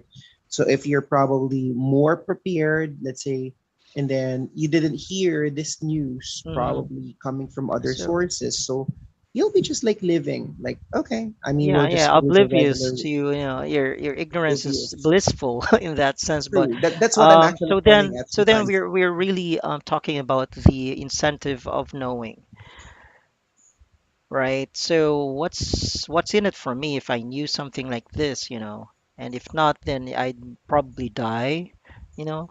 I'd be I don't know. I'd be in a lot of danger or something. It depends on, but in the current system, it's all about the incentive you get out of something. And money in this case is really affords you the differential advantage over other people.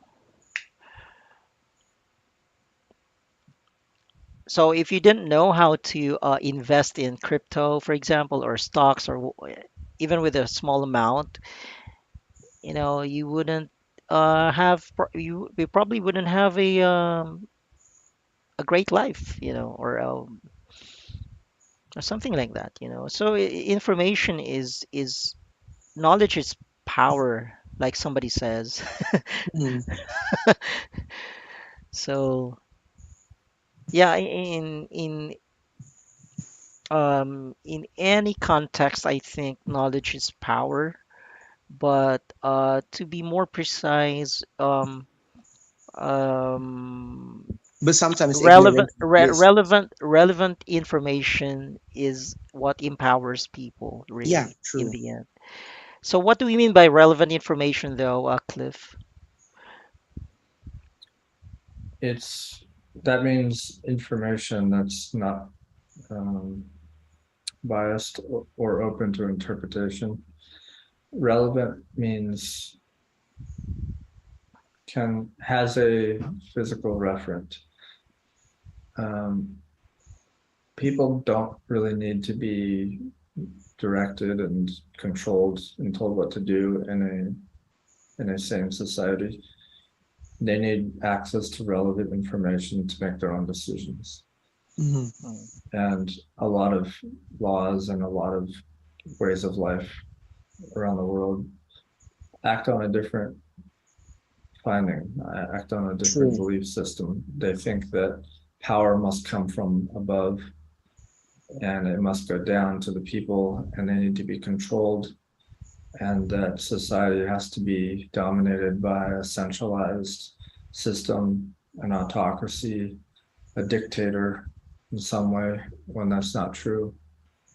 People need education, and an educated public doesn't need to be controlled. They don't need to have as many laws. They don't need like a savior kind of figure in whatever setting, like Yeah. in politics and whatever, because it's still the same, I think, mindset that's prevailing today, that people hang on every word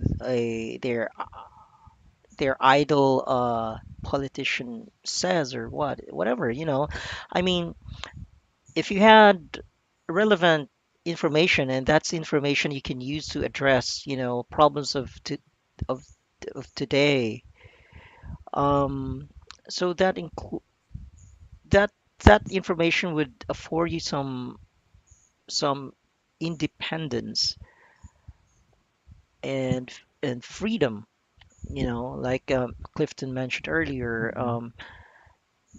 And there's little chance of you being duped, being made to believe some farce or falsehood or whatever, because by that time, and by then, people will have access to scientific knowledge.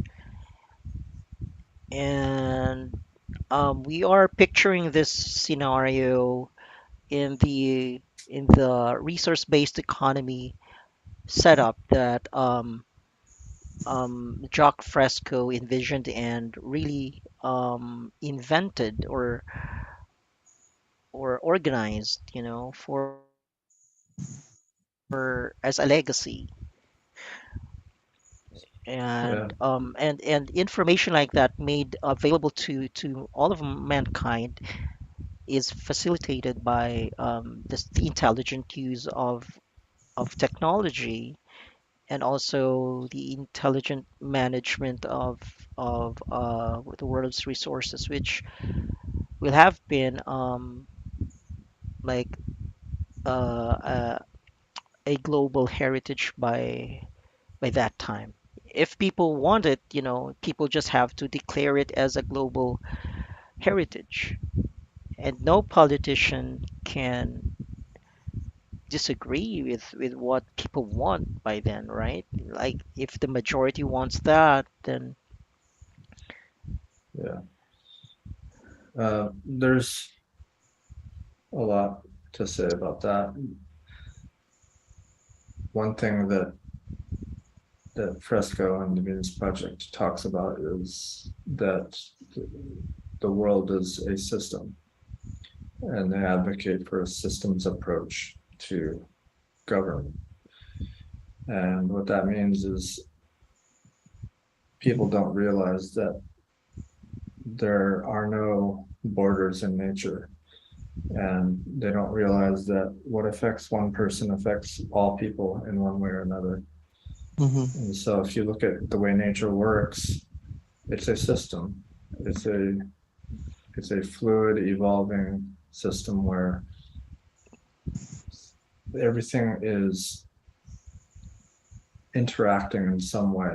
There's no border in nature. There's no straight lines you'll find in nature, because that's a man-made thing. So if you treat people in a way that brings them scarcity, you're going to have more problems because they're going to start acting differently. And that's going to cause problems, and then that could escalate into other problems. If you pollute the air, you have problems. If one country is burning tons of fossil fuel, or they have a nuclear plant that explodes, that doesn't stay within their borders. It flies through the air, and one way or another, that's going to eventually affect other people. If you fish the oceans till they're empty, that doesn't just affect your country, that affects everybody in one way or another, right? If you cut down the forests, it doesn't cause climate change in just that country. The world is one closed system, not closed entirely, but nature is operating in a way where it's fluidly, dynamically I mean, reacting like to itself. we are sharing the same atmosphere, basically. So, Yes. so there's no divisions there. There's no, Yeah. And all countries, all people need the same types of resources. They need mm, things to build housing with. They yeah, need and land to grow food on. ultimately, They the need clean water of the water. world is, we drink from the same source of water. You know. Yeah. I mean, if you understand the hydraulic cycle, the way water works on the planet, the water we're drinking today, the water we use to plant crops on, it's just water that's been recycled All over. thousands or millions Yes. of times throughout history, right? It goes through a cycle. It goes to the ocean, and then the ocean creates clouds. Those clouds float over the land. It rains, that goes into the earth. It gets absorbed by plants or people or animals. It's all a cycle. It's constantly just Yeah. recycling over and over. We're drinking the same water that Galileo drank, you know. Hmm. It's the Hmm. same exact thing. It's just been recycled. And everything is a system. So why operate society based on this belief that it's all disjointed and that everything is closed off? And you have, Compartmentalized. yeah, There's it's no just such thing. yeah, it's an obsolete concept. It's an old way of thinking. I mean, like, if you think in terms of entities, it's just, manifestation of this old, for me, what I call, dualistic mind frame or thinking, dualistic in the sense that there is the physical and the metaphysical. So in an environment where there's metaphysics, or in terms of in a vacuous environment, then you can have an entity in it.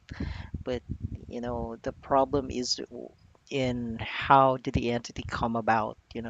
But it's a whole other discussion to have. But see, it so if we can only change society if we change our if we get to rewire our brains, our worldviews, if we change, if we take a quantum leap in terms of our Mhm. cognitive ability, or our understanding of the world. So no matter how we plant trees, how many trees or thousands of trees we plant, but as long as our worldview stays the same, our ignorance stays the same, and we cannot transition into a more humanistic world or setting, or a just society.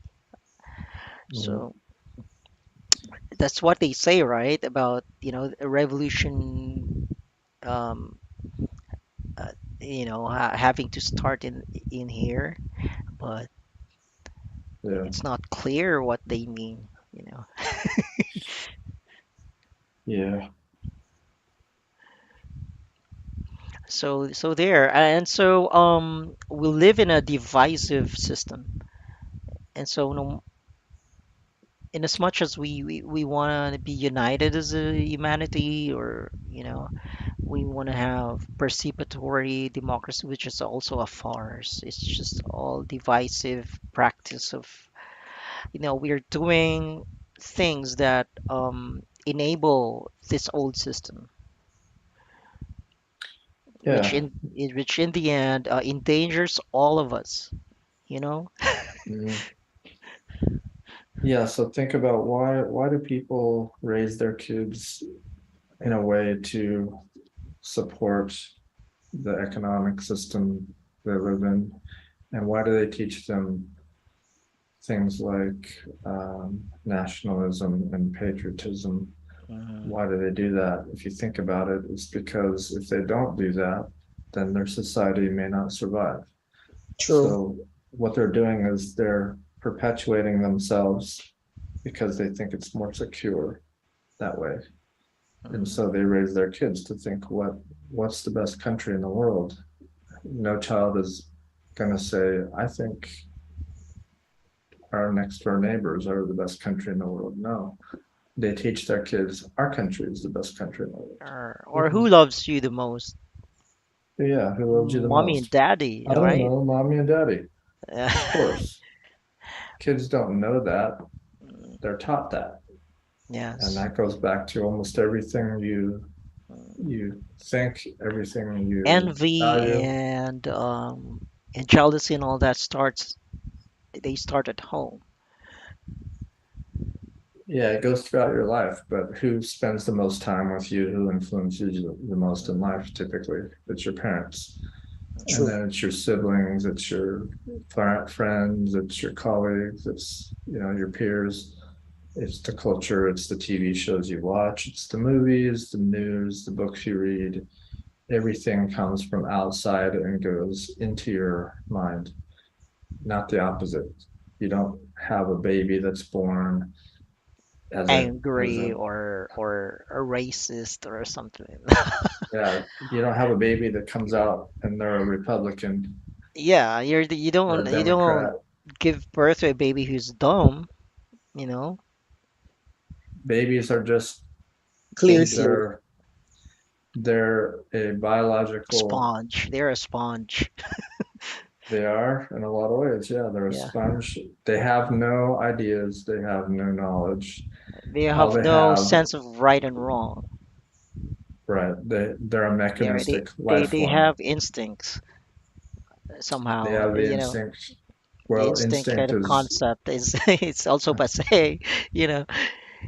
It's all instinct is biological. a placeholder for things Mm, people or animals do that we don't understand. That's what the word instinct but means.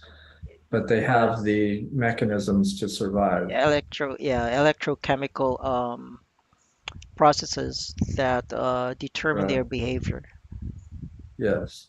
Mm, So a baby comes out of the womb, mm, it cries, and because it's it's hungry. trying to it's Because trying to it's hungry. figure out the world. And Yes. that's why it absorbs so much and learns so fast. Because those are the mechanisms. And that's with all animals too. They don't come Yeah, out of the and womb already knowing what to do. They the have to thing be about taught. babies and the quality of their their bodies or their brains, is also another thing, right? If you Mhm. give birth to a baby whose brain is has a lot of connections, as Jock would put it, the baby would learn a lot faster as opposed to Yeah. a baby with less connections in the brain, and that baby would tend to absorb things a little longer, slower. Yeah. It has a baby or an animal has no concept of right and wrong, and they can't value certain things a certain way. So if you have a baby that's born and its brain works well, then it'll absorb whatever its environment is better and faster If he grows than up one in that doesn't. a Nazi family or country, then Mhm. he'll grow up a Nazi fast. You know? Yeah, I think what it's I think what we actually want to imply here is that, I mean, like, people these days, particular for these days, they try to form their ideas based on forming their opinions already about something. But if we're going to observe how children probably learn at an early stage, right? It's more about being observant. I think what's lacking with people these days is they don't actually try to observe as much and then learn from their surroundings, but rather, whenever they see something, they already start with forming opinions instead of Mm, trying to understand what's happening. So, mhm. Yeah, Mhm. that's true. But also, the thing with the raw information you ingest is, it depends on the quality or the kind of information you're exposed to, really, mhm, because that becomes your tool in addressing, of the following, any other situation after that day, afterwards. So they become your set of tools. And so if you're exposed to limited things and limited ideas, then that's how you're expected to behave, right? mhm, Uh, Depending on the kind of information. So when you're observing something aberrated or something, let's say bad, or mhm, it's all you see all your life, then that's just your basis for behavior, you know. mhm. So in the same case that But I think, it I is. mean, it leads to that, right? I mean, like if you're going to to observe more what's Mhm. happening around you, then definitely that will give you Even, more yeah, curiosity yes, if you widen also. your horizons, travel more, Mm, maybe, talk to more people, be exposed yes, to other cultures, and read more books. Not true. just books, but scientific books, Yeah, yeah. preferably. I mean, it's a process. I mean, like what I was mentioning earlier, like with Bloom's taxonomy. So we have like, we remember first things, okay? I mean, that's the most basic way of learning. That's the when it comes to cognitive skills, you try to remember things, okay? And then Mm, the next thing you know, you try to understand what's happening around. That's why some people, they want people to understand by conditioning them, by trying to condition them behavioral, in terms of behavior. But mm, it's more about being observant that will help you understand things, right? Instead of just listening to what people are, let's say, like probably saying like what's good or what's right around you. And then, mm, yeah, and then the more you progress with your cognitive skills, so you try to apply some things that you mm, learn, and then you mm, try to analyze. So I think that's where you're coming from. I mean, you start to question ideas, or you try to question actions that people are doing around you, and then mhm, from there, then that's a time that you actually try to form opinions, and then finally you're able to integrate all of those cognitive skills to come up with your own solutions. So I mean, what's wrong right now with the world is most of us, I mean, like, most of us already perceive things with an opinion already about it, rather than trying to listen first and understand the background. It's, yes, there is something that we need to filter also from what we're getting from our background, right? Not everything that we hear from our background is supposed to be correct. It's not absolute truths whenever we hear someone is said about someone or something, okay? But eventually the learning process is there because we get to question also. I mean, we have the freedom to question. I mean, whether we would accept something or not. And then, like what you said, if the more you expose yourself to good education, I mean, like to something that's not biased, to something that's not tainted, let's say, like with um, maybe twisted opinions of others. So eventually, you will come up with your own conclusions on, yeah, your own opinions on what you think might be good for the society. Because I mean, people will have different opinions on what's good for the society anyway. And then mm, from there, you can actually propose your solutions, right? mhm, Yeah, that's why it's good to base society off of the methods of science. Because, Mm-hmm. like you were saying, people will have their opinions about things, but what good are opinions if you have conflicts of interest or you True. have ulterior motives? So, True. opinions are a dangerous thing if they're not based off of scientific knowledge or mathematics or engineering, or it's not coming from an educated perspective. Yes. So if you have a society where it's based off of not taking people's opinions, but arriving at decisions based on the methods of science, then you have a much saner society that will solve problems much greater, maybe many times greater, possibly, than what we have today. And if you base society that way, off of that concept, that principle, then it escalates into all kinds of other things because people are basing their decisions not on their wrong opinions or about the way that they were raised that might not be accurate. Yes. Based off of misinformation, based off of all kinds of biases, based off of someone wanting to make money. Yes. If you make your decisions based off of the collective evidence and the data that science provides en masse, then you will make saner decisions as a whole, and that solves problems. And if your goal is to release the society of scarcity, and you're trying to have the goal of abundance because that solves many problems, then you'll get there much, much faster. But when you just have what you would call a democratic society where everyone's giving their opinions, and everybody has their own political beliefs, and they all have their own biases, and they all have their own religious beliefs on what's right and wrong, for instance, and everything is just conflicting, and there's no basis to really ground their knowledge or decisions off of, then you have all these problems that you see in the world today. You know, we've had poverty and hunger for as long as there's been society. We've never solved that problem around the world. Even in the United States, there's people without food scarcity or without food security. I mean, there's people who live in first world countries who still don't have a place to live. There's people that don't have clothes or shoes.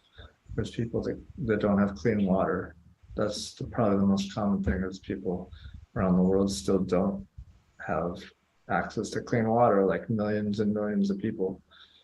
Why haven't we solved that problem?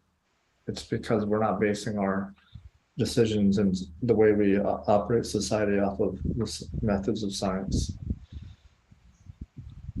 Science is the best tool we've ever found, period, in society around the world. And our main concern here should be all these basic needs that we have as a humanity, you know, that unites us. I mean, that's our common goal as a person, as a human being, you know, to survive.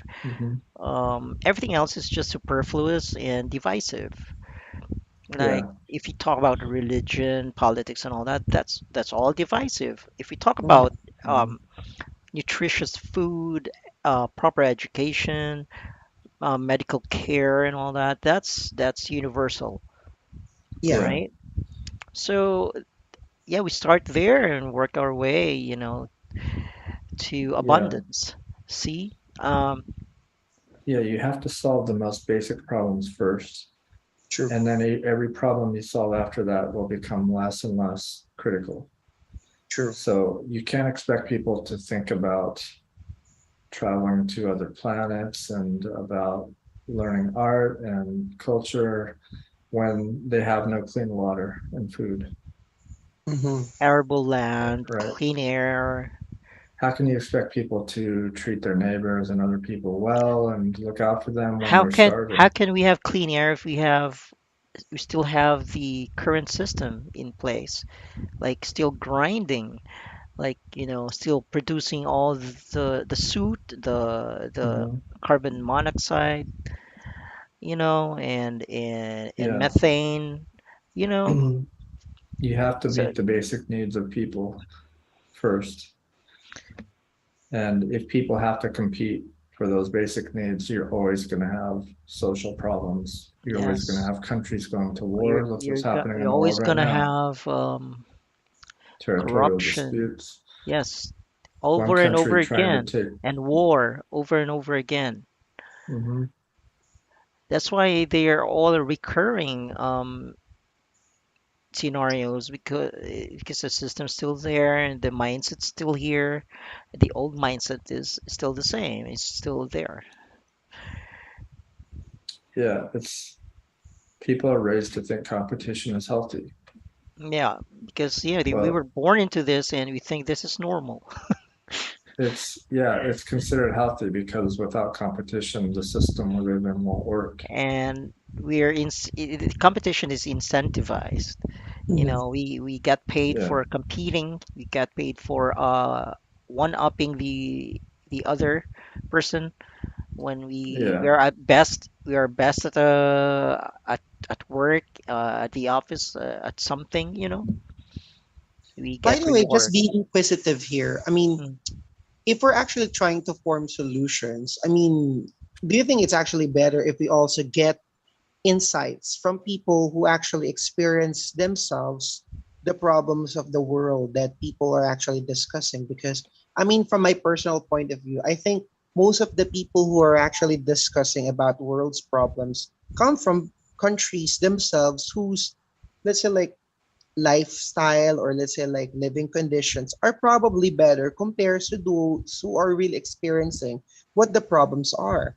That's why sometimes I feel like there's a bit of misrepresentation or lack of representation Mm-hmm. among people, because for hmm, example, you're talking about problems with farming, and then Yeah, the yeah. ones that you get involved, let's say like to discuss about problems with farming, would be who?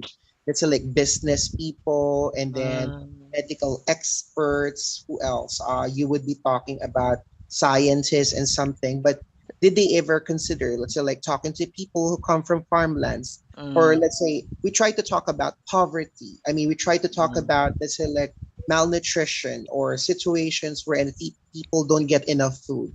And then mm, we get people, let's say, like representing, let's say, like discussions about this coming from rich countries, or let's say mm, like people who have probably never experienced how it is to be poor.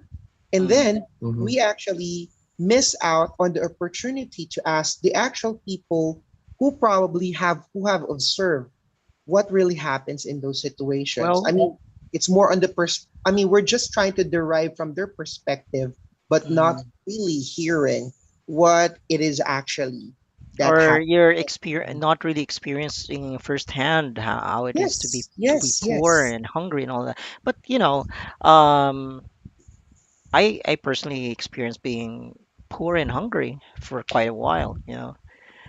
Uh, Hyperacidity, acid reflux, and all that resulting from poverty, and you know. yeah, So, but I also experienced some time when we had a bit of money. We had cars and stuff. hmm, But But I think it's a different level compared to, no, let's say, but like the people. you see, there are two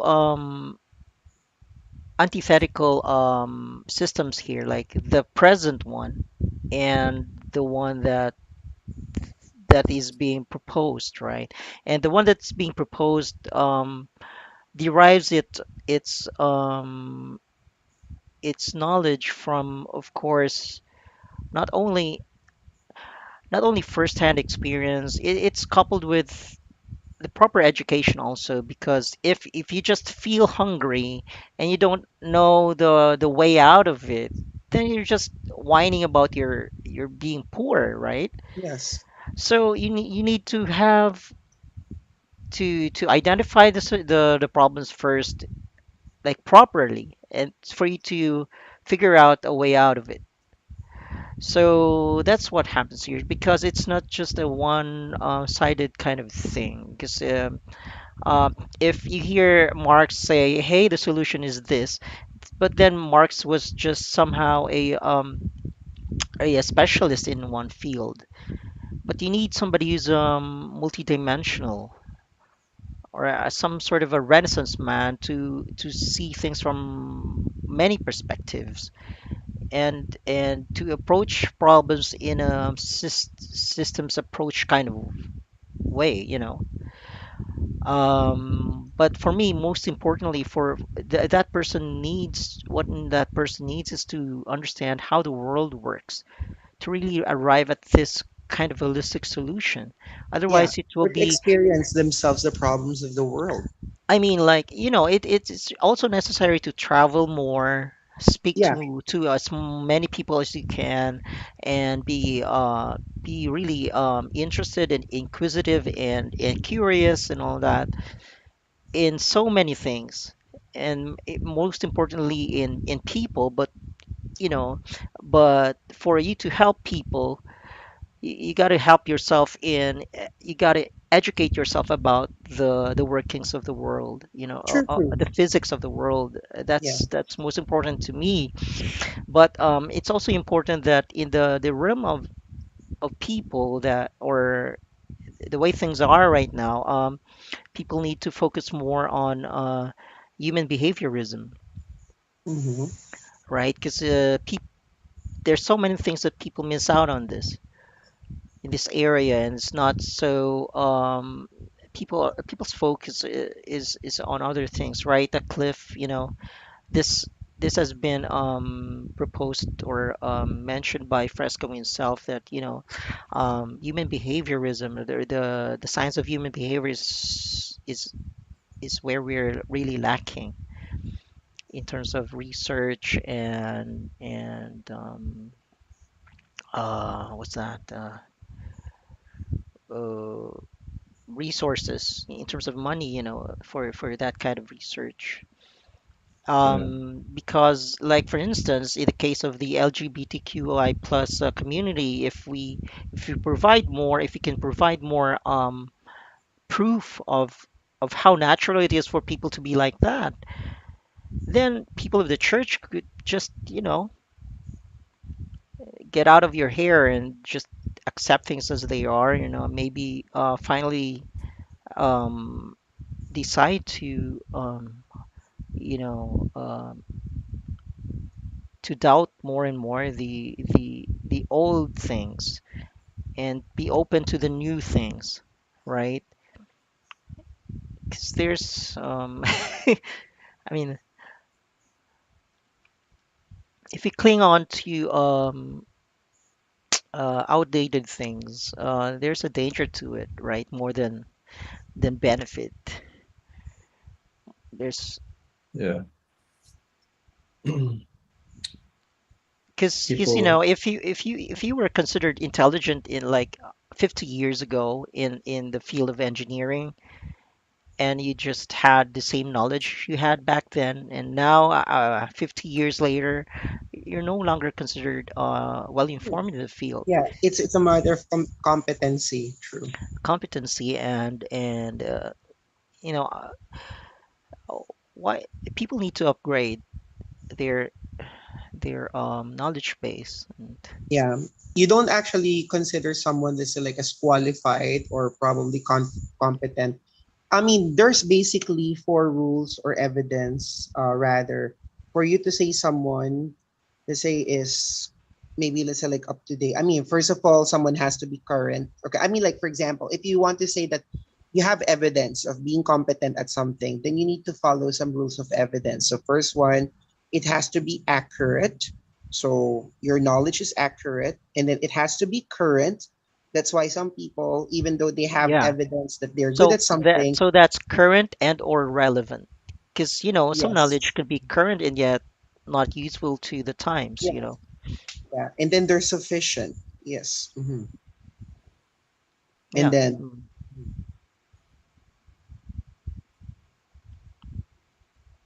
Yeah. And so the more we lean towards objectivity, the closer we get to, um, let's just say the truth, though there is no such thing as truth per se.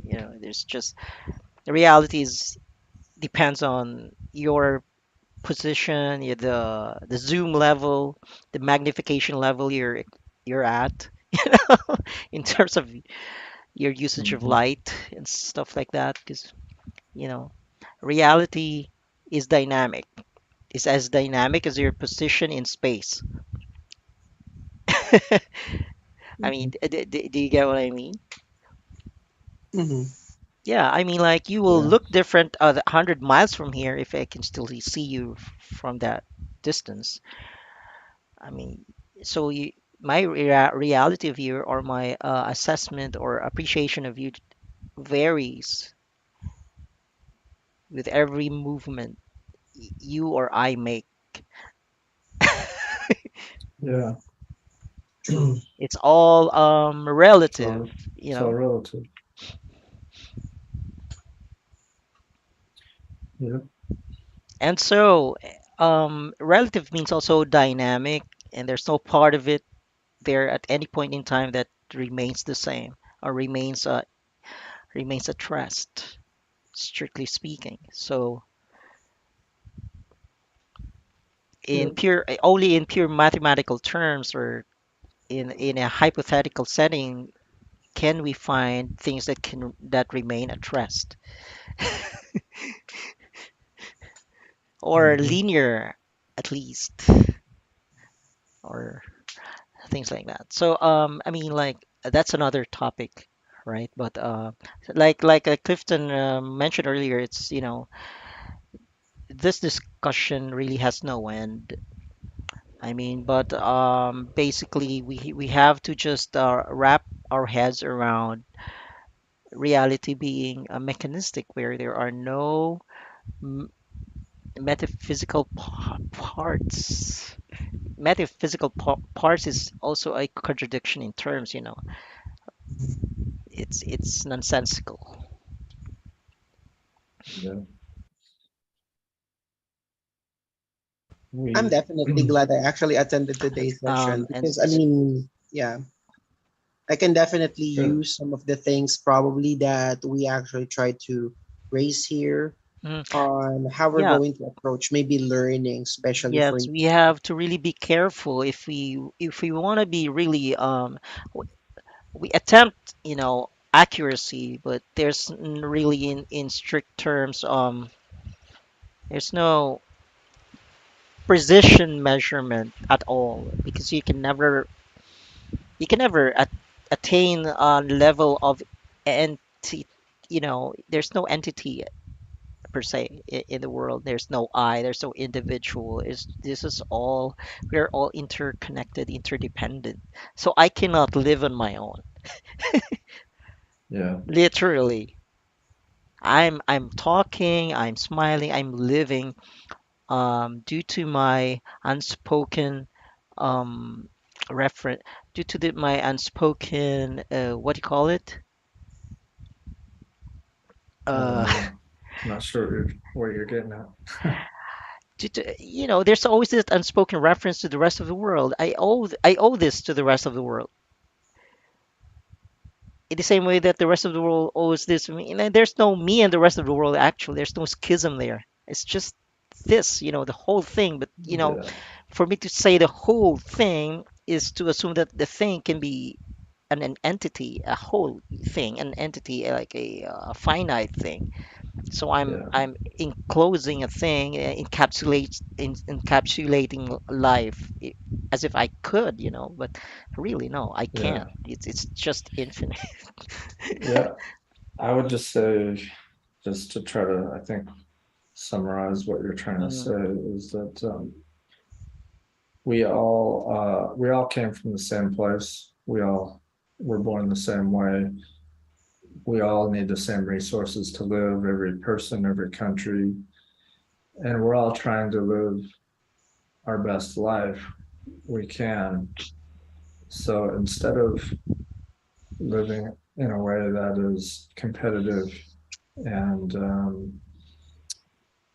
doesn't really reflect the idea that we want to improve ourselves, um, why not live in a way where we solve our problems and we try to work together rather than compete against each other, true. right? Because I the love fact that. is, the world has problems, it has major problems. mm. So the more we compete with each other and the more that distracts from solving those problems, the more we're only hurting ourselves on a real level, on a very practical way. So in kind of the spirit of what the Venus Project proposes, we need to unify and try to address these problems. And the best tools to do that is science and technology and engineering. And the more educated we are about it, the better off we'll be, all of us. So unity is far more powerful than competition. Yes. Yes. And an educated people, I mean, beware of violence. Be wary of that. Be wary of Be aware be of what y- causes problems and try to be yes. a student of that. Maybe we should avoid conditions that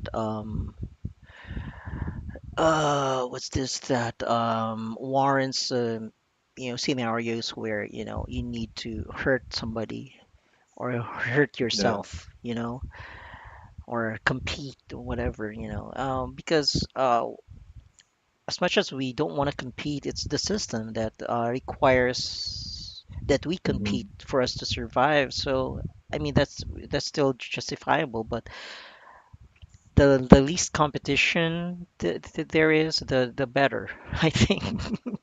I mean, Yeah, if you as look we're at the still real root trying, of yeah, problems. yes, as we're still trying to undo things that we created, undo the problems we've created over the years. It's Yeah. hard because the more people we bring into the world, the bigger the problem becomes, the greater things there are to undo. If people are not raised in a saner way, yeah. Mm. If you raise if you raise people to be destructive, then yeah, the more people you have, the more problems you have. If you raise people to be problem solvers and scientists, then the more people you have, the more assets you have, because then Yes. they start solving problems for you and everyone else, right?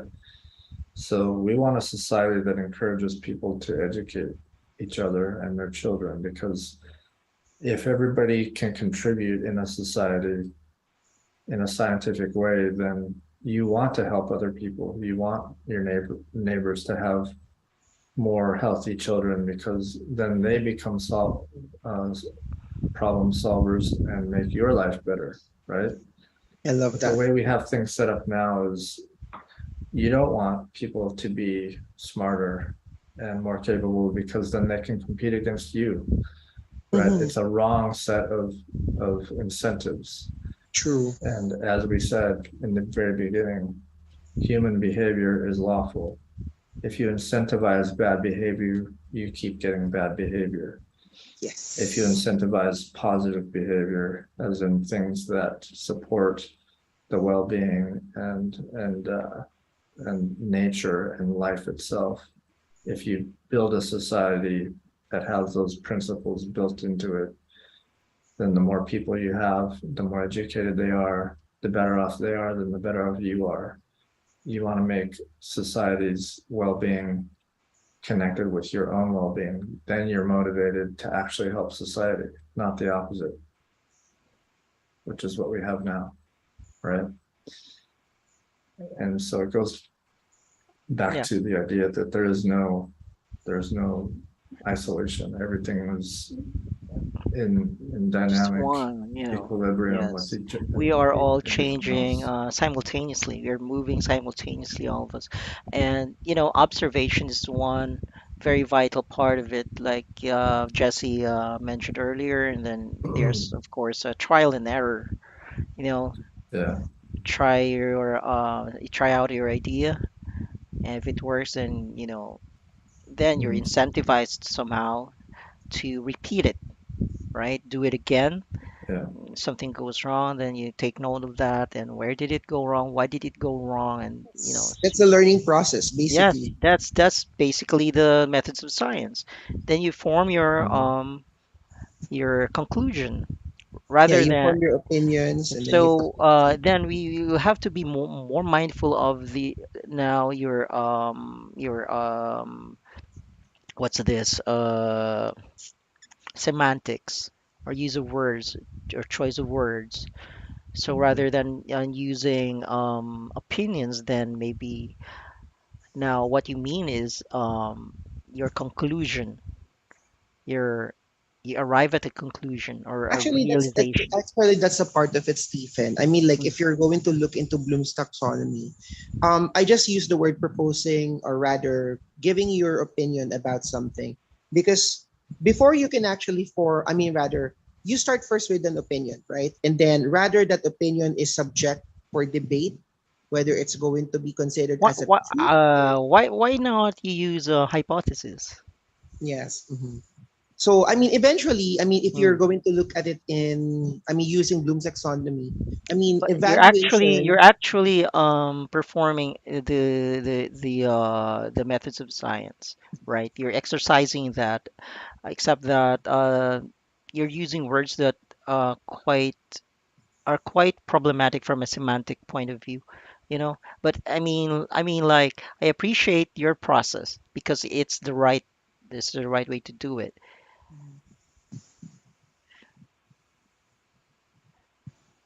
So we just have like um, a different take on the on terminology. So certain terminologies like opinion and stuff like that because semantics. I mean, yeah, if you have to be strict about the semantics side of things, the semantic side of things, but then we understand what you mean by we start with an opinion and then you observe and then you verify if it's true or not, right? and then you Yeah, arrive at the conclusion. yeah, Yeah, that's conclusion actually what, or yes. yeah, that's where I was actually getting at. Yeah. I Yes, don't think there is a problem. in another way of saying is that you arrive at an informed opinion. That's what you meant, right?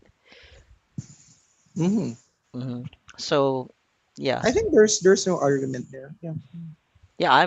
Yeah. I mean, like, I'm just pointing out that if we were to be strict about the semantic use of words, then we can opt for something else, for something else in lieu of maybe an opinioner. But we get what you mean. Yeah. Yes. Because there's also wrong opinions sometimes. Yeah. Oh yeah. Oh yeah. Yeah. Okay. Going Yeah. back. Yeah. Hmm. Yeah. I think someone was summarizing something earlier. Yeah. Or yeah, Cliff. Yeah, we were we are trying to cap off the.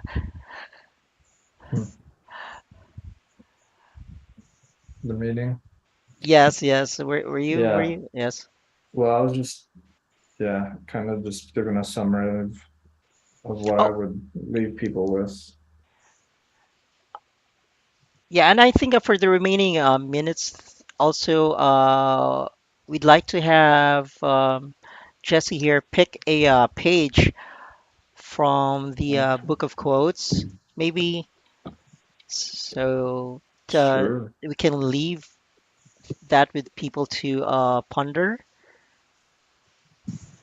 Yeah. So, So so Jesse, we have like a book of quotes by Fresco. Yeah, I'll try to check on that one. I mean, like, yeah, I'm just trying to focus right now my internet connection here with this Zoom session. I mean, like, my internet connection is not as reliable. Mm, same here, same here. It started quite slow Yeah, it's actually earlier. raining here right now. Same here. Yes. well, I have the book here. It's got 201 quotes. Mm-hmm. So what Stephen was saying is, if you could pick a number between 1 and 201, I read the quote off, and that's kind of Okay. a thing of how we Maybe I'll end pick it. 137. 137. Okay. 137. We are all aware that no one can actually foretell the shape of the future. We can only extrapolate from present information and trends.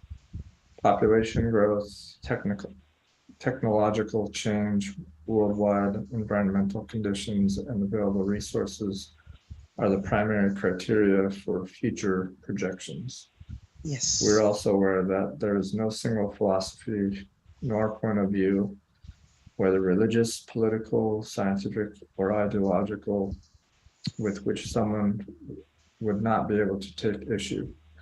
We feel certain, however, that the only aspects of the Venus Project which may appear threatening are those which others erroneously project into it. Mhm. So basically what he's saying there is that no matter what viewpoint you have, there's probably always going to be someone who has some kind of objection or is offended by it. But people project their own backgrounds into the things that they hear. And what the Venus Project is proposing is not controversial really in any way if you look at what they're really proposing, because they're trying to solve problems in the world. Mhm. Yeah, we got a long way to go. But Yeah. this is a start. This is a start, and hopefully this already is the transition we've been talking about. Yeah. So Jesse, it's good to meet you. And if you guys or Yes, anyone it's also listening good wants to meeting learn you. This has more, been a very fruitful discussion tonight. I mean, it's yeah, much better compared to doing other stuff. good. Well, I'm glad. I, But if I'm you I'm want to glad learn that you guys more, could make it to here. me too. Mhm. I'm not Hopefully, used to this morning next. shift. I mean, I'm gonna change the time slot for this from 9 to 11 to maybe 10 to 12, right? Would that be Okay. better for you? 10 to 12. Yeah, it'd probably be a little bit better. Yes, okay. Um, So if I starting next week start then. Mhm. if I start working again now, which I may soon, I won't be able to make it during the daytime, so it'll have to be Oh, at night. okay. What time is it there right now? Eastern time here, it's almost 12, 11:56, yeah. almost noon. Mhm. Yeah, Wow, that's gonna be a problem. But then we'll figure that out. Maybe we can move this yeah, to a Saturday or Sunday kind of live stream app. yeah. The We'll see, we'll weekends see. would be open for Mhm. me, Yeah. but yeah. If anyone wants to learn more though about what the Venus Project Yeah, I'm definitely proposes, gonna read more about it. Definitely. yeah, just there's a website. Go to thevenusproject.com. You can Mhm. check them out on social media and follow them. Yeah, sure. And they have several YouTube channels as well where you can watch videos about what they propose. Yeah, and hopefully I can have you again here, you guys, next week. Sure. Let's see. I Yeah, plan on it. but we'll always be here, Jesse, Clifton and I. So, yeah, thank you so much. It's been a pleasure Yeah. speaking with you both. Yeah. Thank you. All right. We Good to see you again. extension y'all. Yeah, I'll be back on video hopefully next week. I have the Oh, app good, on my good, good. phone now, so Mm. So hopefully by then you'll have bought a webcam. well, I'm trying to just wait until they offer the feature where you can actually through Apple use your phone as a webcam, not have to use a couple Mm, third-party softwares to do it. yeah. Mhm. Maybe But I do there's have like the an app you can install on your iPhone that yeah, would facilitate that. there is right now, it's just not through them. But I do have the Zoom app, which you can do directly. Mhm. So if I Yeah. don't have one, if it's not available next week, that feature, then I'll just use the Zoom app, Okay. All right. which I Okay. could have done today, but I didn't want to I didn't want to have to leave and then come back. Yes. Okay. All Well, right. thank you so much, Jesse and Cliff. Thank you. for Thank the you so much. See ya. lovely Yeah, meeting. fruitful night. A Yes, Yeah, meaningful night. thanks. yes. All right. Enjoy life Ha- there. have a nice Thanks so life. much. I Have a good extension evening, you all. guys. Have a nice life. Bye. We extension you all. See ya. See ya. See yous.